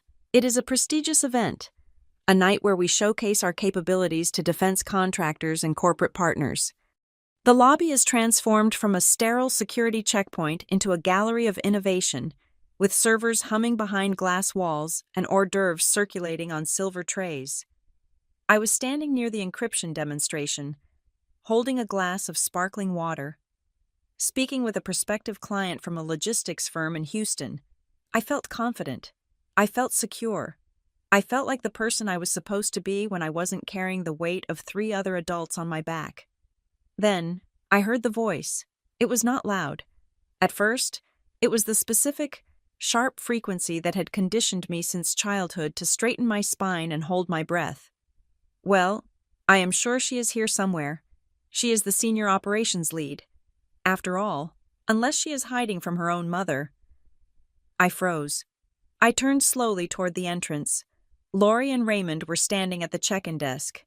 They were dressed for a gala. Raymond was wearing his tuxedo, which was slightly yellowed with age, and Lori was in a sequined gown that was far too aggressive for a corporate mixer. They looked like they were attending a wedding on a cruise ship. They had not been invited. The guest list was strictly controlled. But narcissists view no trespassing signs as suggestions for other people. "Ma'am, if your name is not on the list, I cannot admit you," the security guard at the desk said politely. "I am her mother," Lori announced, her voice rising to that theatrical pitch she used when she wanted an audience. She turned to the room, scanning the crowd. Natalie, darling, why are you making the security guard harass us?" The conversation in the lobby faltered. Heads turned. This was exactly what they wanted. They were deploying the nuclear weapon of social embarrassment. They knew that in my world, professionalism was currency, and they were threatening to devalue it by making a scene. They expected me to rush over, apologize, and usher them inside to silence them, thereby granting them access and control. It was the oldest play in their book: make a mess, and watch Natalie clean it up. But they had forgotten where we were. This was not a steakhouse. This was Brightwell Dynamics. Control is what we sell. I did not rush. I did not look flushed. I tapped the small earpiece I wore for the event. "Control, this is Bennett," I said, my voice low and steady. "We have 2 unauthorized entries at the front desk. Disruptive behavior. Isolate and escort to conference room B. Do not engage physically unless they escalate." "Copy that, Ms. Bennett." The voice of the head of security crackled in my ear. I excused myself from the client with a calm smile. "My apologies. A minor administrative error. I will be right back." I walked toward the entrance, not with the panic of a daughter, but with the stride of an executive. I saw 2 uniformed officers flank my parents. Raymond looked offended. Lori looked ready to scream. "Natalie!" Lori shouted when she saw me, pointing a finger. "Tell these thugs who we are. Tell them you can't treat family like this. After we came all this way to support you." Support me, I thought. You came to ambush me. I signaled to the guards. They guided my parents not into the party, but away from it, down the side corridor toward the soundproof conference rooms we used for sensitive negotiations. I followed them in and closed the heavy glass door. The silence was instant. The hum of the party disappeared. "How dare you?" Raymond hissed, adjusting his tuxedo jacket, "escorting us like criminals in front of your colleagues." "You are trespassing," I said. "And you are violating the terms of the agreement you signed 72 hours ago. That document stated specifically that you would respect my boundaries." "We tore that up," Lori said, crossing her arms. "It was insulting. We spoke to Uncle Steve, and he agrees. You forced us to sign that under duress. It won't hold up." "It wasn't duress," I said. "It was reality, and Uncle Steve does not have a law degree." "We are here because we are not going to be bullied by our own child," Raymond declared, puffing out his chest. "I am going to go out there and tell everyone what kind of person you really are. I will tell them how you abandoned us, how you leave your parents to rot while you drink champagne with the elite. Let us see how your boss likes that story." He reached for the door handle. "Go ahead," I said. Raymond stopped. He looked back at me, confused. He expected me to block the door. He expected me to beg. "Open the door." "Dad," I said, gesturing to the lobby. "Go tell them. But if you tell the story, you have to tell the whole story." I pulled my phone from my pocket and tapped the screen. I projected a file onto the smart glass wall of the conference room. It was the police report draft. It was the affidavit of identity theft. It was the forensic timeline of the credit fraud. "If you go out there," I said, "I will email this PDF to every single person on the guest list, including the CEO. I will explain that the abandonment you speak of is actually a fraud investigation regarding a felony committed against a senior employee. I have the receipts, Dad. I have the IP addresses. I have the forged lease." Raymond's hand hovered over the handle. He looked at the projection on the wall. He saw the words Federal Trade Commission and wire fraud. "You wouldn't," he whispered. "I am done protecting your reputation at the expense of my own." I said, "Try me." He took his hand off the handle. "This is sick," Lori spat. "You are sick. You are trying to destroy us." "I am trying to stop you from destroying me," I corrected. Then, my phone buzzed. It was a text from Marianne. "Filing initiated. The credit inquiry flagged a secondary hit. Check the co-applicant details on the SUV loan again." I frowned. I tapped into the secure file on the screen. I drilled down into the metadata of the rejected loan application. I saw something I had missed in the initial panic. The application for the Land Rover didn't just list me as the primary and Madison as the driver.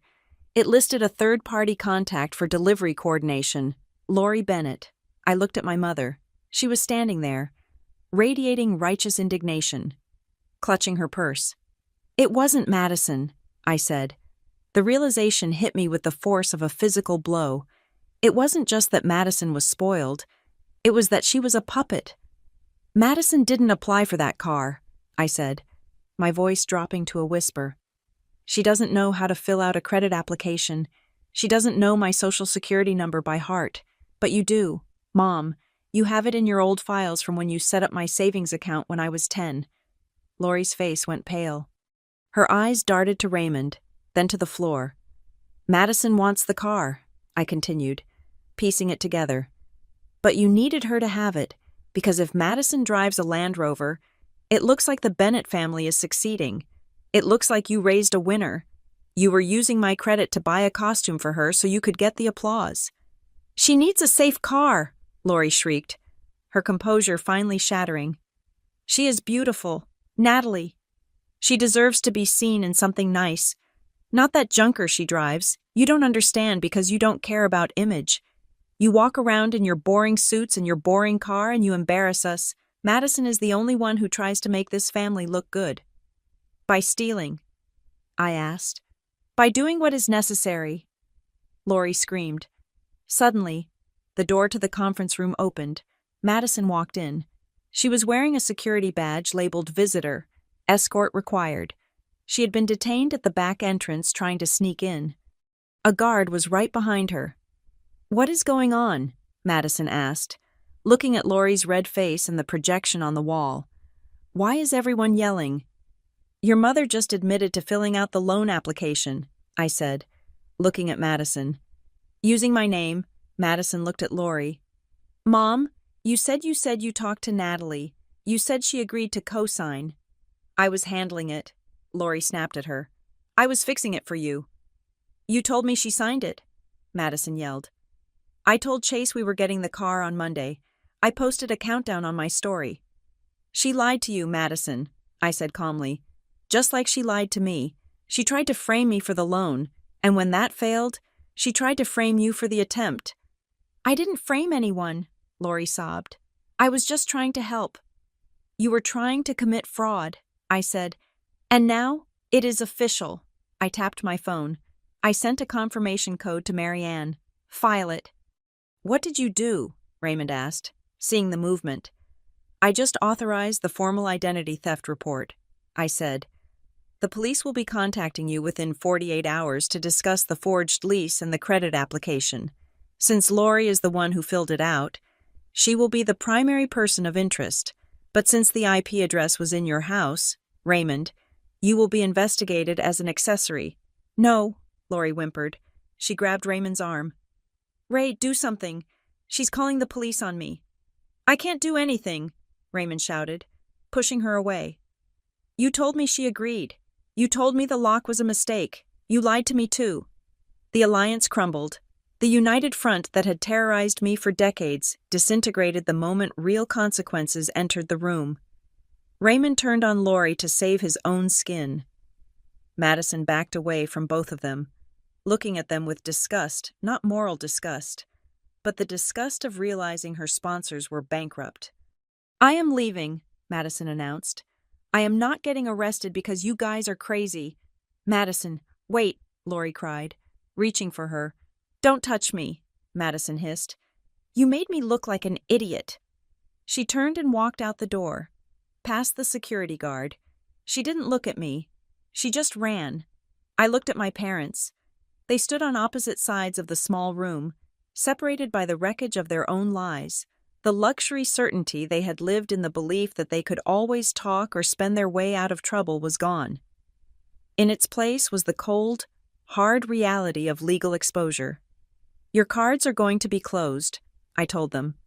The banks review accounts when a fraud alert is filed against a family member. They will see the risk. The loans will be called in. The house of cards is coming down. Natalie, Raymond said. His voice was broken. He looked old. Please, we are your parents. Then act like it, I said. But you will do it from a distance. I walked to the door. I held it open. I am offering you a final boundary, I said. If you cooperate with the repayment plan, which is now non-negotiable, and if you attend the counseling, I will ask the district attorney not to pursue jail time. I will ask for probation and restitution. But if you come to my work again, if you try to shame me in public again, or if you ask me for a single dollar, I will let the system eat you alive. We understand, Raymond whispered. Lori couldn't speak. She was just weeping, mourning the loss of the image she loved more than her daughter. Security will escort you out, I said. I watched them walk down the hallway.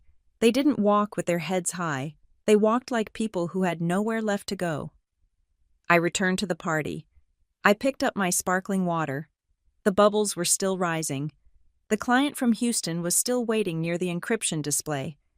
Everything all right? He asked. You look intense. Just handling a breach, I said, taking a sip. It is contained now. I finished the event. I shook hands. I smiled. I did my job. When I drove home that night, the city of Dallas was a grid of light spread out before me. Usually, looking at the city made me feel small, anxious about all the things I needed to do to keep my place in it. Tonight, the city just looked like lights. I pulled into my driveway. The house was dark, save for the warm yellow glow of the kitchen window. I walked inside. Jonah was at the stove. He was boiling pasta. There was a jar of marinara sauce open on the counter and a bag of salad mix. It was a dinner that cost maybe $12. He looked up when I entered. He saw my face. He didn't see the stress lines that usually defined my evenings. He saw the calm. Did they show up? He asked.